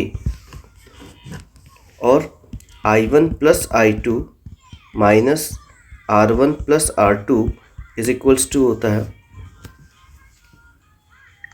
डेविएशन। बेसिकली दो ही फॉर्मूले का यूज़ करके हम लोग क्वेश्चन बना सकते हैं। इस केस में क्या दिया हुआ है कि अगर R1 की बात करेंगे तो R1 की वैल्यू जो होगी, R1 + R2 की वैल्यू कितनी हो जाएगी, A अकॉर्डिंग टू क्वेश्चन। अब R2 क्योंकि नॉर्मल पे ही पड़ा तो R2 की वैल्यू हो जाएगी 0, पुट करने पे क्या होगा, तो R1 की वैल्यू क्या निकल जाएगी, A। अब स्नेल्स लॉ से जानते हैं हम लोग कि sin I1 upon sin R1 is equals to क्या हो जाता है, म्यू हो जाता है, ठीक है। जैसे निकल जाएगा sin I equals to mu into sin R1, और R1 की वैल्यू A है तो वैल्यू आ जाएगी म्यू sin A। अगर एंगल छोटा हो तो हम लोग लिख सकते हैं कि sine I1 is equals to mu into A. तो कौन सा ऑप्शन सही लग रहा है? Fourth option. अगला दिया है plano convex lens is of a known material have focal length is given with the help of spherometer से क्या निकाल सकते हैं? ठीक है, तो स्फेरोमीटर से निकालते हैं radius of curvature of a curve surface, option B. Question number 4 start करते हैं। क्वेश्चन नंबर 4 में क्या बोलता है कि बाई कॉन्वेक्स लेंस है ऐसा, और इसका जो पावर दिया हुआ है वो दिया हुआ 10 डायोप्टर, और जो रेडियस दी हुई है आर की जो वैल्यू दी हुई है, आर की वैल्यू दी हुई है 10 सेंटीमीटर। और क्वेश्चन पूछा रिफ्रैक्टिव इंडेक्स क्या होगा, बाई कॉन्वेक्स है। तो फॉर्मूला देखे थे हम लोग 1/f is equals to 1 mu minus 1 into 1/r1 minus 1/r2। ठीक है, अगर बाई कॉन्वेक्स की बात करेंगे तो ये वाला रेडियस पॉजिटिव होगा और ये वाला रेडियस नेगेटिव होगा। तो अगर पुट करेंगे वैल्यू तो 1/f इज इक्वल्स टू लिख सकते हैं mu minus 1 into 1/r plus 1/r, minus minus plus हो गया ये, और 1/f पावर कहलाता है। तो पावर की वैल्यू कितनी दी हुई? 10 is equals to mu minus 1 into ये हो जाएगा 2/r। तो 1/10 इज इक्वल्स टू हो जाएगा म्यू माइनस 1 इंटू 2 का 2, और r की वैल्यू दी हुई थी 10 सेंटीमीटर, मतलब 10/100 मीटर। 0 0 कैंसिल कर दिए, इस 10 से 10 ये कैंसिल हो गया। साइड चेंज कर देंगे तो mu minus 1 is equals to निकल जाएगा 1/2, म्यू इज इक्वल्स टू निकलेगा 1/2 प्लस 1, तो म्यू इज इक्वल्स टू हो जाएगा 3/2। तो कौन सा ऑप्शन सही लग रहा है? 3/2 यानी कि 1.5 हो जाएगा, और सीधा 1.5 या 3/2, तो option number D. Next question number 5 को देखते हैं। क्वेश्चन नंबर 5 में क्या बोला? क्वेश्चन नंबर 5 बोलता है an object is placed in principle axis of a convex mirror, concave mirror दिया, कनकेव मिरर के प्रिंसिपल एक्सिस पे एक ऑब्जेक्ट रखा हुआ। ठीक है, और ऑब्जेक्ट की जो डिस्टेंस दी हुई है एफ हो गया मान लेते हैं। तो ऑब्जेक्ट जो है वो 1.5 टाइम्स से, मतलब इस ये एफ से यहाँ पर एफ और सी के बीच में, मतलब कुल मिला कर ये ऑब्जेक्ट हो जाएगा यहाँ पर 1.5 पे। ठीक है, अब क्वेश्चन में क्या बोलता है कि द इमेज कहाँ पर बनेगा? तो अगर कभी भी ऑब्जेक्ट से इन दोनों के बीच में हो तो इमेज बियॉन्ड सी बनता है। ठीक है, बियॉन्ड सी बनना है तो उल्टा बनेगा और नेगेटिव आएगा। तो आंसर जो होगा बियॉन्ड सी मतलब 2f से ज़्यादा। तो कौन सा आंसर सही लग रहा है? फर्स्ट आंसर, बिना सॉल्व किए निकाल सकते हैं इसको। अगला है क्रिटिकल एंगल की वैल्यू दी हुई है 45 डिग्री, और क्वेश्चन पूछा है कि वेलोसिटी कितनी होगी। ठीक है, तो फॉर्मूला क्या होता है? अगर हम लोग जानते हैं कि क्रिटिकल एंगल जब भी कोई ray of light denser medium से रेयर मीडियम में जाती है तो अवे फ्रॉम नॉर्मल मुड़ जाती है। एक ऐसा एंगल होता है जिस एंगल पे एंगल ऑफ रिफ्रैक्शन आर की वैल्यू 90 डिग्री होती है, उस एंगल को हम लोग क्या कहते हैं? Critical angle. तो फॉर्मूला होता है साइन IC यानी critical angle is equals to 1/म्यू। म्यू है refractive index of the denser medium. ठीक है, अब क्वेश्चन में क्या पूछा है कि वेलोसिटी ऑफ लाइट कितनी, velocity of light in the medium कितनी होगी। डायरेक्ट क्वेश्चन है बिल्कुल। ठीक है, रिफ्रैक्टिव इंडेक्स की वैल्यू इतनी हो गई और IC की वैल्यू 45 दी हुई है, तो अपने पास क्या निकल जाएगा कि साइन 45 इज इक्वल्स टू 1/म्यू। तो म्यू की वैल्यू क्या निकल जाएगी? 1/sin 45 इक्वल्स टू हो जाएगा 1/√2, और ये ऊपर आकर क्या बच जाएगा? इसकी वैल्यू कितनी हो जाएगी? √2। तो म्यू की वैल्यू कितनी है? √2। अब फॉर्मूला बोलता है कि म्यू इज इक्वल्स टू होता है C/V। इसकी वैल्यू दी क्या हुई थी? म्यू की वैल्यू क्या निकल गई? √2। सी की वैल्यू होती है 3 × 10⁸, और अपॉन √2, और अपॉन हो जाएगा v निकालना, तो v इज इक्वल्स टू हो जाएगा 3 × 10⁸ अपॉन √2। ठीक है, मतलब ऑप्शन नंबर 2। तो नेक्स्ट क्वेश्चन स्टार्ट करते हैं। Question number 7। क्वेश्चन नंबर 7 में क्या बोला है कि कोई ऐसा प्रिज्म है और इस प्रिज्म पे कोई प्रिज्म है, इस प्रिज्म पे ये एंगल 60 डिग्री है और रे ऑफ लाइट इस एंगल पे इंसिडेंट हो रही है। फिर पूछा है कि एंगल ऑफ इमर्जेंस क्या होगा प्रिज्म से, रिफ्रैक्टिव इंडेक्स की वैल्यू दी है √3। ठीक है, तो इसमें क्या हो जाएगा? I इज इक्वल्स टू कितना, क्योंकि नॉर्मल पे ही इंसिडेंट हो गया तो I is equals to 0। I 0 है तो R भी कितना हो जाएगा? 0। R1 जो पहला वाला एंगल होगा वो R1 की वैल्यू कितनी हो जाएगी? 0। एक कंडीशन से पहले भी देखे थे कि R1 + R2 की वैल्यू कितनी होती है प्रिज्म एंगल ए के बराबर होती है। अब ये 60 है तो ये कितना हो जाएगा, 30 हो जाएगा। तो R1 plus R2 equals to ए, मतलब R1 इज इक्वल्स 30 डिग्री हो गया। R1 plus R2 equals 30 degree हो गया। R1 की वैल्यू 0 है तो R2 की वैल्यू कितनी हो जाएगी, 30 डिग्री। R2 मिल गया 30 डिग्री। अब R2 की वैल्यू 30 डिग्री हो गया तो स्नेल्स लॉ से हम लोग जानते हैं कि sine I upon sine R is equals to mu.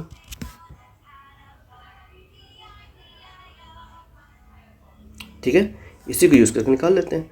तो कितना हो जाएगा, म्यू की वैल्यू दी हुई √3 हो जाएगा, √3 sine R2 is equals to sine I बस पुट कर देते हैं तो ये हो जाएगा √3 sine 30 is equals to sine I2। ये एंगल ऑफ इमरजेंस हो गया।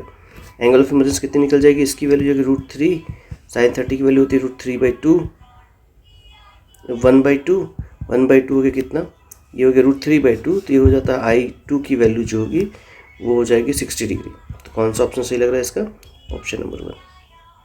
क्वेश्चन नंबर 8 देखते हैं। क्वेश्चन नंबर 8 में बोला है बाई कॉन्वेक्स लेंस है, ये तो डायरेक्ट क्वेश्चन है। ठीक है, दोनों को सिंपली माइनस करने पे आंसर आ जाएगा। तो एक का फोकल लेंथ कितना दिया हुआ है, 20, एक का फोकल लेंथ दिया हुआ है -5, तो टोटल कितना हो जाएगा, 20 - 5 equals to 15, option number B. Next question number 9 बोलता क्या है कि एक बाई कॉन्वेक्स लेंस है, इसका रेडियस दिया हुआ है। ठीक है, पहले बना चुके हैं ऐसा क्वेश्चन। बाई कॉन्वेक्स लेंस है, इसका रेडियस कितना दिया हुआ है, 20 centimetre etch. If the refractive index of the material is 1.5 find the power of the lens. तो 1/f का फॉर्मूला क्या होता है, क्वेश्चन नंबर 9, 1/f का फॉर्मूला होता है म्यू -1 इंटू 1/R1 -1/R2। तो 1/f इक्वल्स टू क्या हो जाएगा, 1.5 इंटू 1/R1 की value 1/R minus plus 1/R। तो 1/f जो कि पावर कहलाएगा इज इक्वल्स टू हो जाएगा 1.5 - 1 0.5 हो गया इंटू 2/R।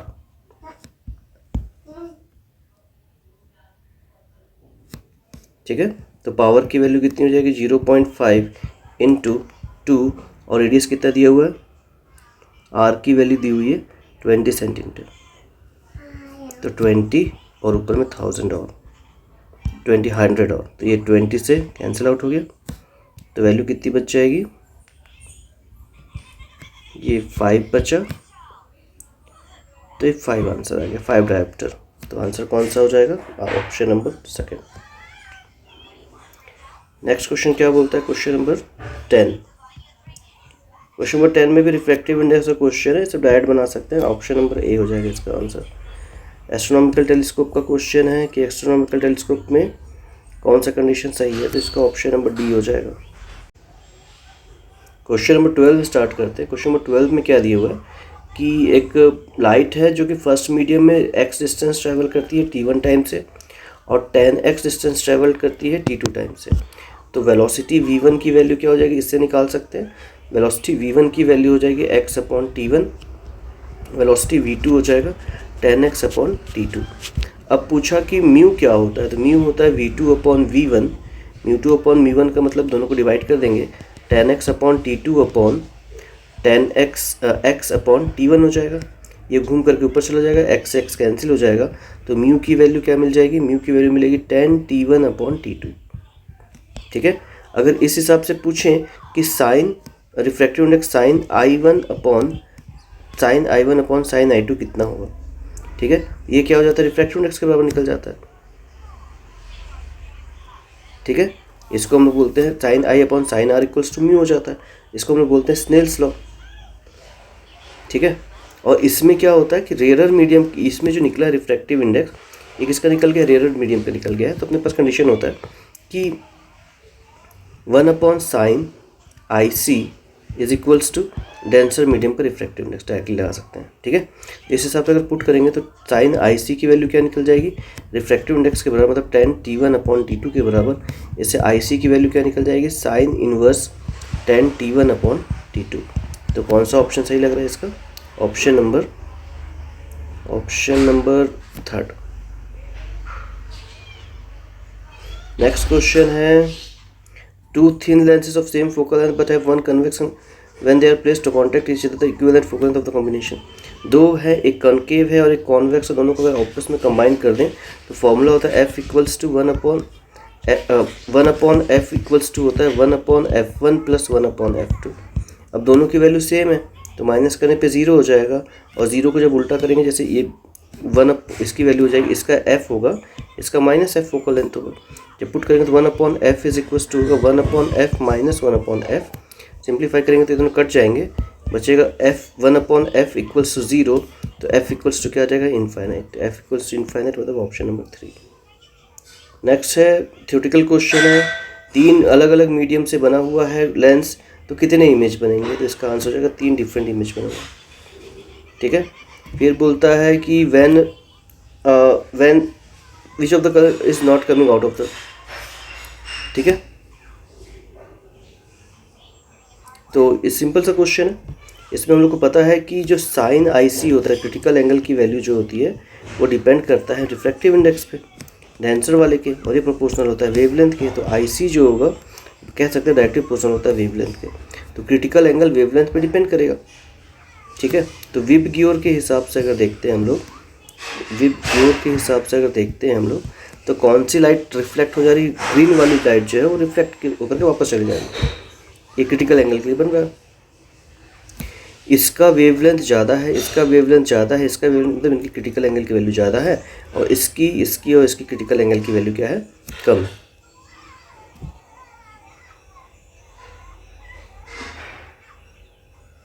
ठीक है, इसका वेवलेंथ ज़्यादा, उसका क्रिटिकल एंगल भी ज़्यादा हो जाएगा। तो पूछा है क्वेश्चन में कि कौन सी लाइट कम आउट बाहर आ जाएगी, तो जिसका भी क्रिटिकल एंगल ज़्यादा होगा वो लाइट जो होगी उसमें से बाहर आ जाएगी, क्रिटिकल एंगल जिसकी कम होगी ग्रीन से, वो लाइट टकरा करके वापस आ जाएगी, तो ऑरेंज, रेड और येलो बाहर आ जाएगा। तो option number first, orange, red और येलो। ठीक है, इस प्रकार एक चैप्टर और कंप्लीट हो गया, रे ऑप्टिक्स के क्वेश्चन पूरे हो गए। अगला जो चैप्टर पढ़ेंगे हम लोग वो होगा वेव ऑप्टिक्स। नेक्स्ट जो चैप्टर स्टार्ट कर रहे हैं हम लोग वो है वेव ऑप्टिक्स। वेव ऑप्टिक्स में जो पहला क्वेश्चन दिया हुआ है यंग्स डबल स्लिट एक्सपेरिमेंट का दिया हुआ है।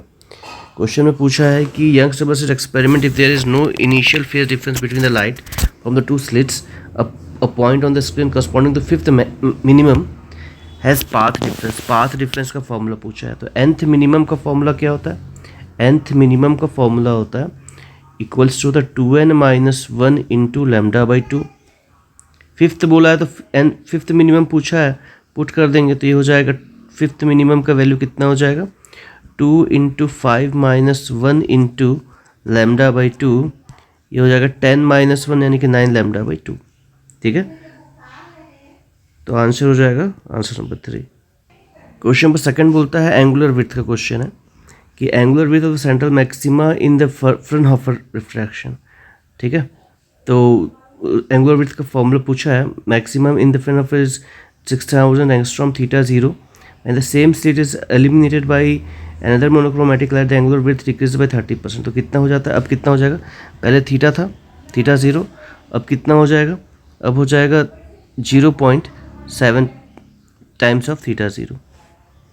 ठीक है, जब सिंप्लीफाई करेंगे तो डी कैंसिल हो जाएगा, तो फॉर्मूला आएगा theta 0 upon theta 0 into 0.7 equals to 6000 upon lambda. ये कैंसिल आउट हो गया, लैम्डा की वैल्यू निकलेगी 6000 इंटू 0.7, सिंप्लीफाई करने पे कितना हो जाएगा, 4200 एंगस्ट्रॉम, मतलब answer number second. Next question है ब्रेविस्टर एंगल का। ब्रेविस्टर एंगल की अगर बात करेंगे तो ब्रेविस्टर एंगल के लिए फॉर्मूला होता है 10 IP।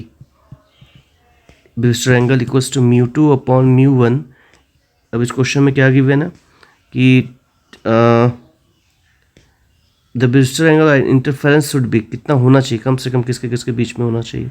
ठीक है, तो 10 IB की वैल्यू, μ1 की वैल्यू 1 दी हुई है, तो कितना हो जाएगा, 10 IB इज इक्वल्स टू क्या हो जाएगा, μ2, और तो जो इसकी वैल्यू μ2 की जो वैल्यू निकलेगी वो 1 से बीच में आएगी, तो इससे क्या निकल जाएगा, 10 IB इज़ ग्रेटर देन 1 होगा, 1 से बड़ा होना चाहिए।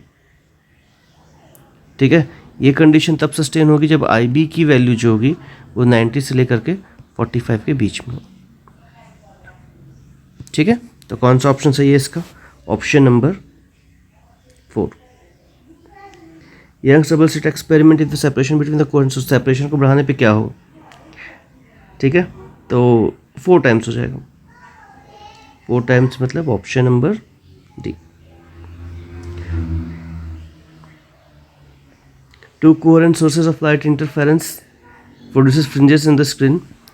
सेंट्रल मैक्सिमा फेज डिफरेंस कितना होना चाहिए टू वेव्स? सेंट्रल मैक्सिमा की वैल्यू कितना? 0। Next question, a lens of large focal length and large aperture is best suited for objective astronomical telescope. इसे क्यों यूज़ करते हैं? ठीक है, तो अगर एपरेचर को बढ़ा दें तो क्वालिटी और विजिबिलिटी ऑफ इमेज बढ़ जाएगी। Large area of objective, better gathering power, large aperture provide better resolution. चारों ऑप्शन सही है। फिर एक असर्शन रीजन का क्वेश्चन है, for Young's double slit experiment 2 statement are given below. Statement, if the screen is move away from the plane of the slit angular separation of the fringes remain constant. दूर ले जाने पर angular separation same रहता है। ठीक है, ये तो बिल्कुल सही है। स्टेटमेंट बोलता है, if the monochromatic source is replaced by another monochromatic source the larger wavelength the angular separation of fringes decrease. Wavelength को बढ़ा देंगे। तो statement number 2, if the monochromatic source is replaced by another monochromatic source with larger wavelength then angular separation decrease कर जाएगा। तो ये गलत हो गया। गलत क्यों हुआ? क्योंकि इट रिमेन सेम। तो आंसर क्या हो जाएगा? पहला वाला सही है, दूसरा वाला गलत है, मतलब ऑप्शन नंबर बी। ठीक है, इस प्रकार प्रीवियस ईयर क्वेश्चंस जो थे वेव ऑप्टिक्स से कंप्लीट होते हैं। 2019 से लेकर के 2023 तक के ऑब्जेक्टिव्स क्वेश्चन कंप्लीट हो चुके हैं वेव ऑप्टिक्स के। फिजिक्स के PYQ सेक्शन में आज हम लोग जो टॉपिक पढ़ेंगे वो है मॉडर्न फिजिक्स। मॉडर्न फिजिक्स में बेसिकली जो क्वेश्चंस होंगे वो क्लास 12 पे बेस्ड होंगे और जो क्वेश्चंस हैं वो सीधा केमिस्ट्री से रिलेटेड रहते हैं। तो जो क्वेश्चंस हैं वो बेसिकली फोटो इलेक्ट्रिक इफेक्ट, फिर black body radiation, atomic structure, nuclear, इन पे बेस्ड है। ठीक है, स्टार्ट करते हैं। जैसे पहला क्वेश्चन दिया हुआ है, work function of photosensitive material is 4 electron volt, the longest wavelength of light that can be cost photo emission from the substance. Work function की वैल्यू दी हुई है, तो हम लोग के पास वर्क फंक्शन फाई की वैल्यू होती है। फाई की वैल्यू क्या हो जाती है? फाई होता है hc/λ। According to photo electric effect phi की वैल्यू कितनी होती है? फाई इज इक्वल टू होता है hc/λ। h तो हो जाएगा 4 इलेक्ट्रॉन वोल्ट इक्वल्स टू हो जाएगा 1240/λ। ठीक है, सिंप्लीफाई करना है इसको, बस साइड चेंज कर देते हैं। तो कितना हो जाएगा? Lambda is equals to 1240/4 divide करेंगे तो 310 नैनोमीटर आ जाएगा। ठीक है, बन जाएगा ये भी। नेक्स्ट क्वेश्चन देखते हैं। तो इसका आंसर क्या हो जाएगा?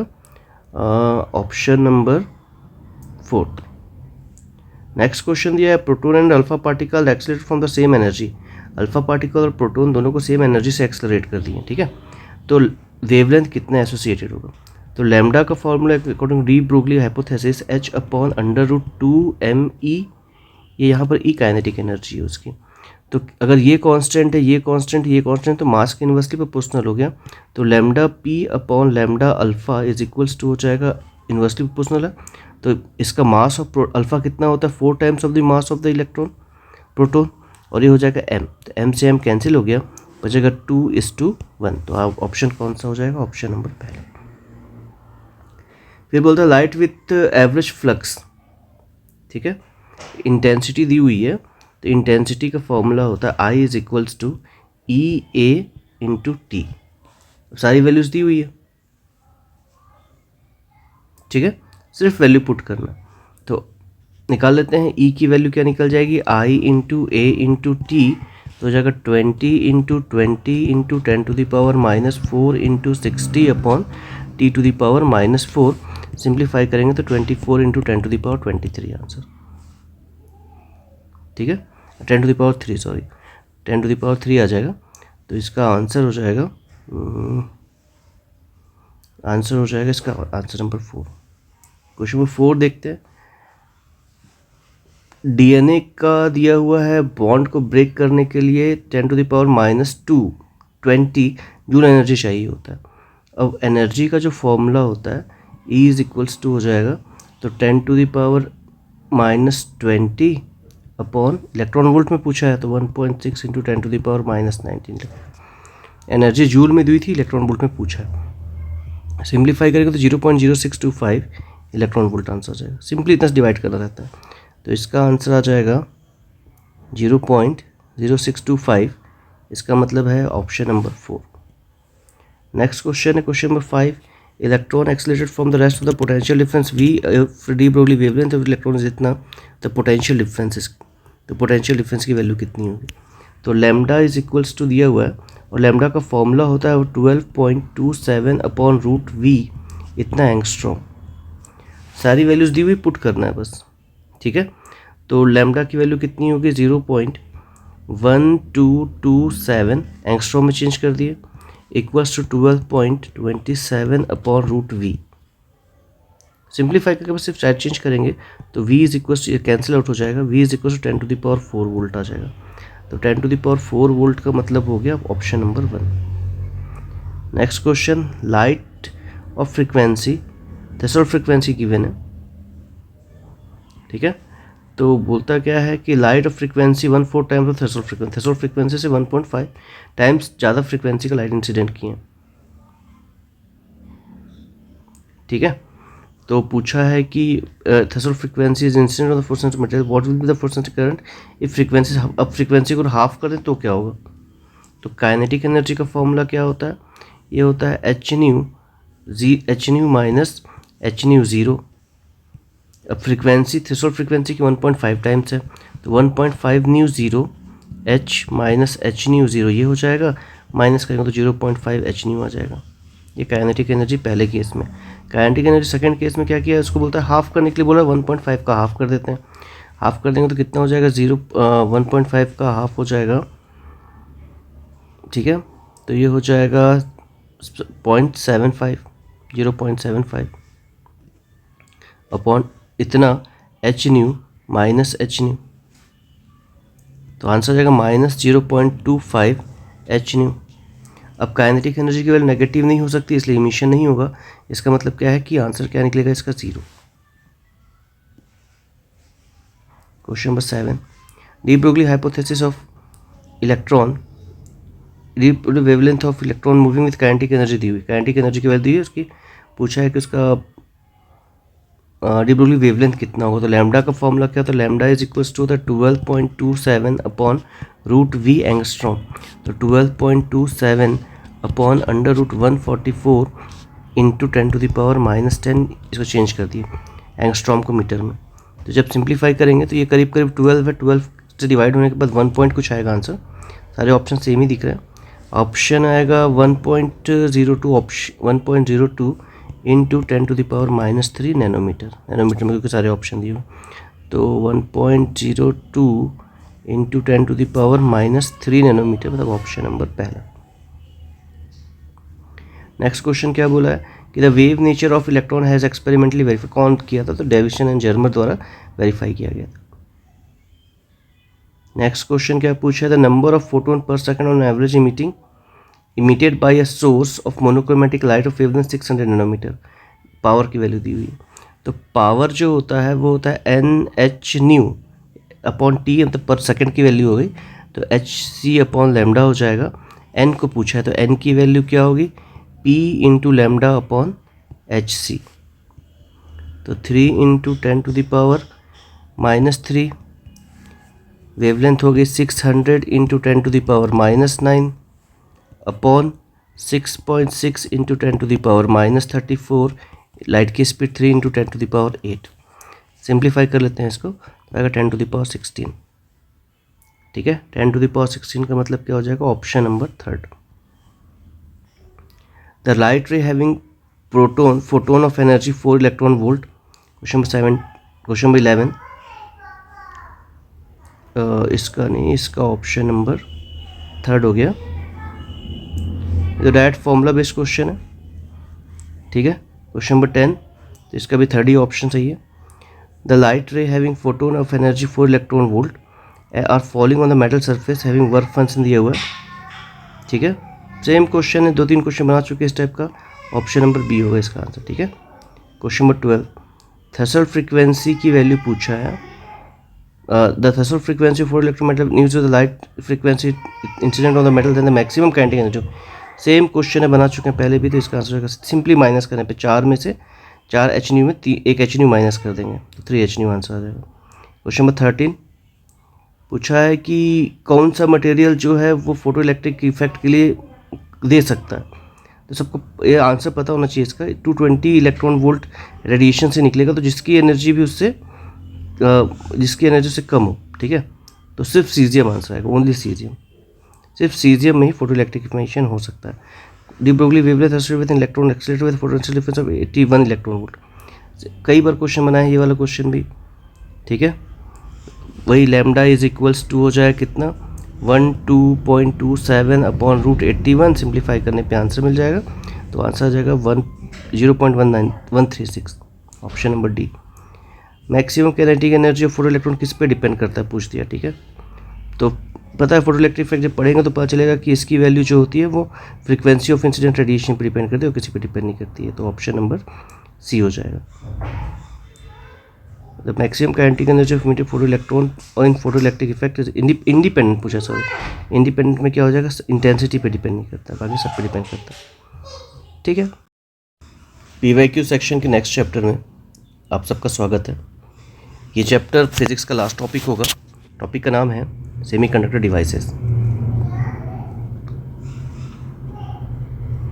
सेमीकंडक्टर डिवाइसेस, ठीक है।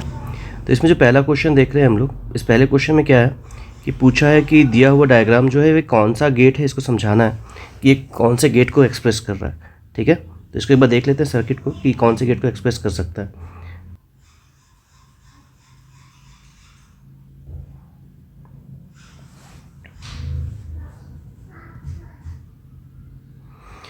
तो देख के समझ में आ रहा है कि अगर किसी भी गेट के ऑपरेशन के बारे में बताएं तो हम लोगों के पास बेसिकली कितने गेट होते हैं, 3 फंडामेंटल गेट होंगे और उनके कॉम्बिनेशन की वजह से 2 यूनिवर्सल गेट नैंड और नॉन गेट बनते हैं। टोटल नंबर ऑफ गेट्स कितने हो जाते हैं मेरे पास, एक होता है एंड, एक होता है और, एक होता है नॉट। ये 3 फंडामेंटल गेट होते हैं।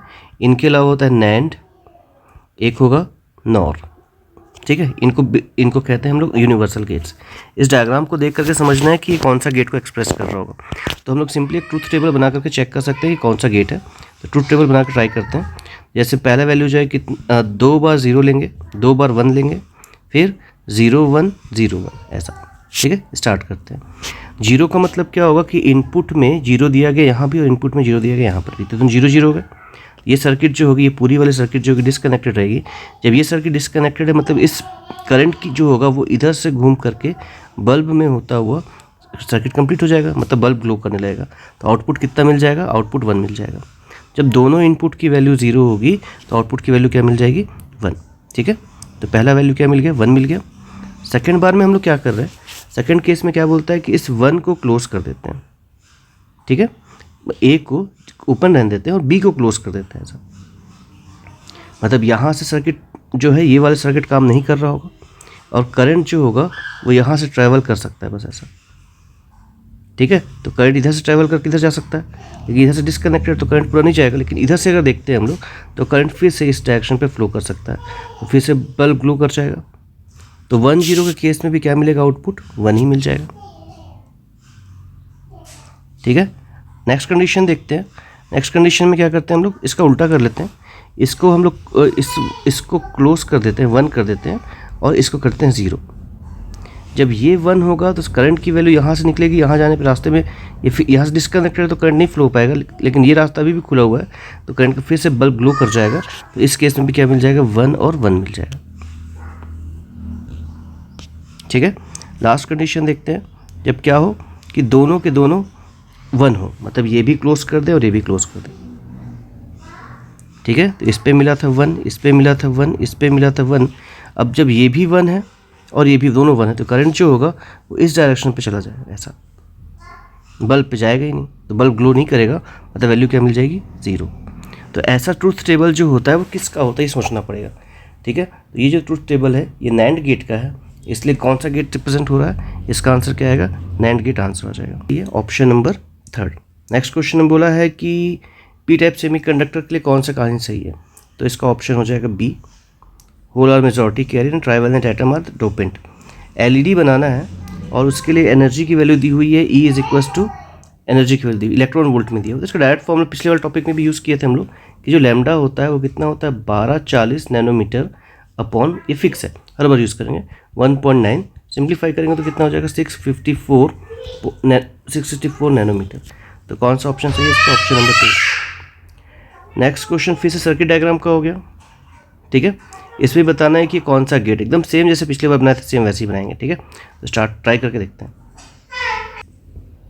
तो देखते हैं क्वेश्चन को। क्वेश्चन में क्या बोला है कि सर्किट डायग्राम दिया हुआ कौन सा गेट रिप्रेजेंट कर रहा है, ठीक है। तो सेम क्वेश्चन जैसे पिछले बार बना चुके हैं। इसमें भी क्या होगा कि अगर मान लूँ मैं कि पहले टेबल बना लेते हैं, ये हो जाएगा ए, ये बी और ये वाई, 0 0 1 1 0 1 0 1, ऐसा टेबल होंगे। तो पहले क्या था, दोनों के दोनों ऑफ थे, ये भी 0 था ये भी 0 था। जब दोनों 0 थे तो करंट की वैल्यू जो होगी वो इस जगह से कनेक्ट हो जाएगी, तो दोनों 0 में भी आउटपुट मिलेगा, इसलिए 1 मिल जाएगा। अब क्या 1 0 मतलब इसको ऑफ रहने दिए, इसको ऑन कर दिए, तो क्या होगा, करंट जो होगा वहाँ से ट्रैवल करके यहाँ चला जाएगा, ठीक है।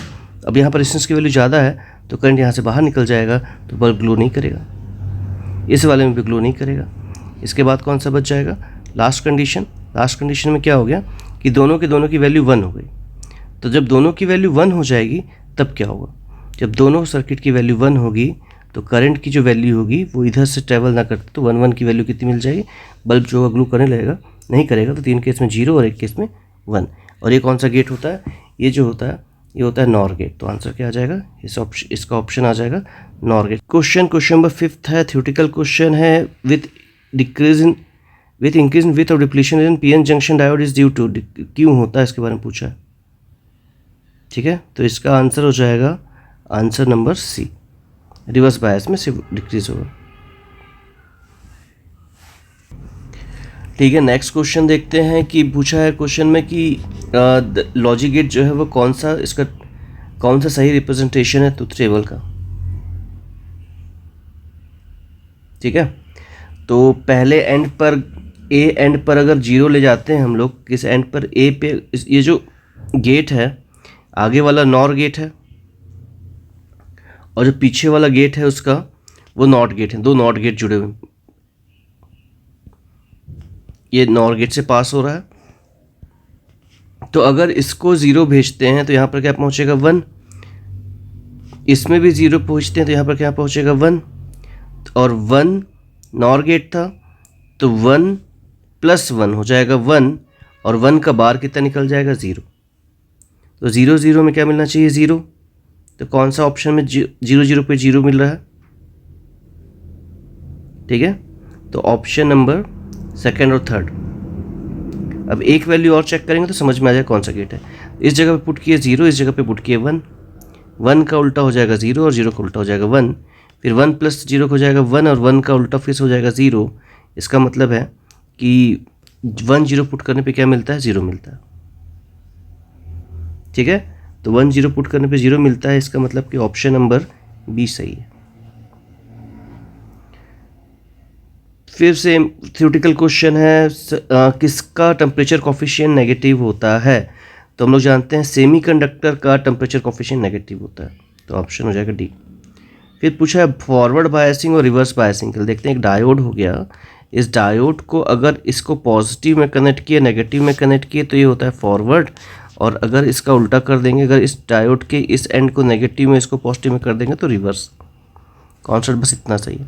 और नेगेटिव पॉजिटिव का कैसे कॉम्बिनेशन चेक करते हैं, जो ज़्यादा वैल्यू होगा वो पॉजिटिव, जो कम वैल्यू होगा नेगेटिव। जैसे पहले क्वेश्चन में -2 है यहाँ पर, और यहाँ पर -4 है, -2 बड़ा है और -4 छोटा है, इसलिए हम लोग क्या बोलेंगे कि ये जो है नेगेटिव वाला पॉजिटिव, मतलब ये रिवर्स बायस हो गया, ठीक है। दूसरे वाले क्वेश्चन में क्या है, यहाँ पर 2 दिया है, यहाँ 5 दिया है, ये बड़ा है ये छोटा है, तो जो बड़ा है मतलब ये पॉजिटिव, छोटा है तो नेगेटिव, इसका मतलब ये भी रिवर्स बायस, ठीक है।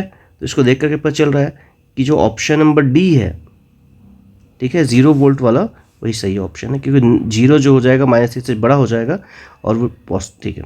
यूनिवर्सल गेट किसको कहते हैं, तो बता चुका हूँ पहले भी, नैंड गेट और नॉर गेट को यूनिवर्सल गेट कहते हैं। इंट्रिंसिक सेमीकंडक्टर को एन टाइप सेमीकंडक्टर बनाने में किसको डोप करना पड़ेगा, ठीक है, तो फॉस्फोरस को। एन टाइप के लिए पेंटावैलेंट को मिक्स करना होता है। फिर अगला क्वेश्चन दिया है कि मेजॉरिटी कैरियर का पूछा है, ठीक है, कोई प्रॉब्लम नहीं इसमें, ऑप्शन नंबर सी सही आंसर है। क्वेश्चन नंबर 7 में बोला है, 12th में बोला है, consider the statement a zener diode is connected in reverse bias when it is voltage regulator, ठीक है, बिल्कुल सही स्टेटमेंट है, तो ए तो बिल्कुल सही है। Potential barrier P N junction lies between 1 volt to 0.3 volt, ठीक है, तो इस हिसाब से सी ऑप्शन सही है। नेक्स्ट क्वेश्चन बोला है कि इनपुट दिया हुआ है, आउटपुट कौन सा होगा, तो पहले तो गेट को पहचान लेते हैं कौन सा गेट है, ठीक है, उस गेट के हिसाब से निकाल सकते हैं कि कौन सा इनपुट सही होगा। तो ए और बी और सी की वैल्यू दी हुई है, तो पहला क्या हो गया, जैसे पहला वाला जो ए हो गया, ये बी हो गया और ये सी हो गया। ए और बी को पास कर रहे हैं हम लोग किससे, ए और बी को पास कर रहे हैं हम लोग और गेट से, और बी और सी को पास कर रहे हैं हम लोग नैंड गेट से। ये हो गया एंड गेट और ये हो गया नैंड गेट, और दोनों को पास कर दे रहे हैं नॉर गेट से, और गेट से, ठीक है। आउटपुट पूछा है, तो पहली वाली वैल्यू क्या दी हुई है, पहली वाली वैल्यू मिल जाएगी 0 0 और 1, तो 0 0 और 1, और उसके हिसाब से आउटपुट निकाल देंगे, ठीक है। तो यहाँ पर 0 पुट करेंगे, यहाँ 0, तो 0 + 0 कितना हो जाएगा, 0 × 0 हो जाएगा 0, यहाँ 0 निकलेगा। 0 0 1 है तो यहाँ कितना मिल जाएगा, 0 0 1 के लिए ये नॉट हो जाएगा, तो 0 हो जाएगा, 0 का उल्टा करेंगे तो फिर वापस 1 हो जाएगा। 1 0 को जब पास करेंगे इससे तो 1 आ जाएगा। तो इस हिसाब से ऑप्शन नंबर सी सही आंसर है, हर बार बड़ी वाली वैल्यू मिलेगी, ठीक है। नेक्स्ट क्वेश्चन है कि पी एन जंक्शन डायोड दिया हुआ है और बोला है given circuit A B C are potential drop across P N junction is equal, in इस केस में इक्वल होगा पूछा है, ठीक है। तो ऑप्शन नंबर सी में ए और सी दोनों में वी की वैल्यू सेम रहेगी। हाफ वेव रेक्टिफायर क्या होता है, हाफ वेव रेक्टिफायर एक ऐसा डिवाइस होता है जो एसी को डीसी में कन्वर्ट करता है, और पूछा है कि आउटपुट फ्रिक्वेंसी कितनी होगी, ठीक है। तो आउटपुट फ्रिक्वेंसी कितनी हो जाएगी, 60 हर्ट्ज दी हुई थी तो 60 की 60 ही रहेगी। जेनर डायोड के लिए कौन सा स्टेटमेंट जो है वो इनकरेक्ट स्टेटमेंट है पूछा है, ठीक है। तो depletion region C, it is design to operate under reverse bias, depletion region form is very wide, पतला होता है। दिया हुआ गेट कौन सा है, तो दोनों में से एक भी ओपन होगा तो सर्किट में करंट फ्लो हो जाएगा, एक भी ओपन मतलब ये और गेट हो जाएगा। क्वेश्चन नंबर 19, ये वाला जो गेट है ये किसको रिप्रेजेंट करेगा, तो जब भी नॉर गेट के इनपुट में नॉट गेट लगाते हैं तो वो एंड बन जाता है, और नैंड गेट के इनपुट में जब लगाएंगे तो वो और बन जाता है, ठीक है। तो ये नैंड गेट हो गया, उसके इनपुट में नॉट गेट लगा दिए हैं तो ये एंड गेट बन जाएगा, तो एंड गेट मतलब ऑप्शन नंबर 4। पी टाइप से और किस में जर्मेनियम को किस में डॉप करेंगे तो पी टाइप सेमीकंडक्टर बनेगा, तो ट्राईवैलेंट से डोप करना होता है, मतलब ऑप्शन नंबर 4 बोरोन से, ठीक है।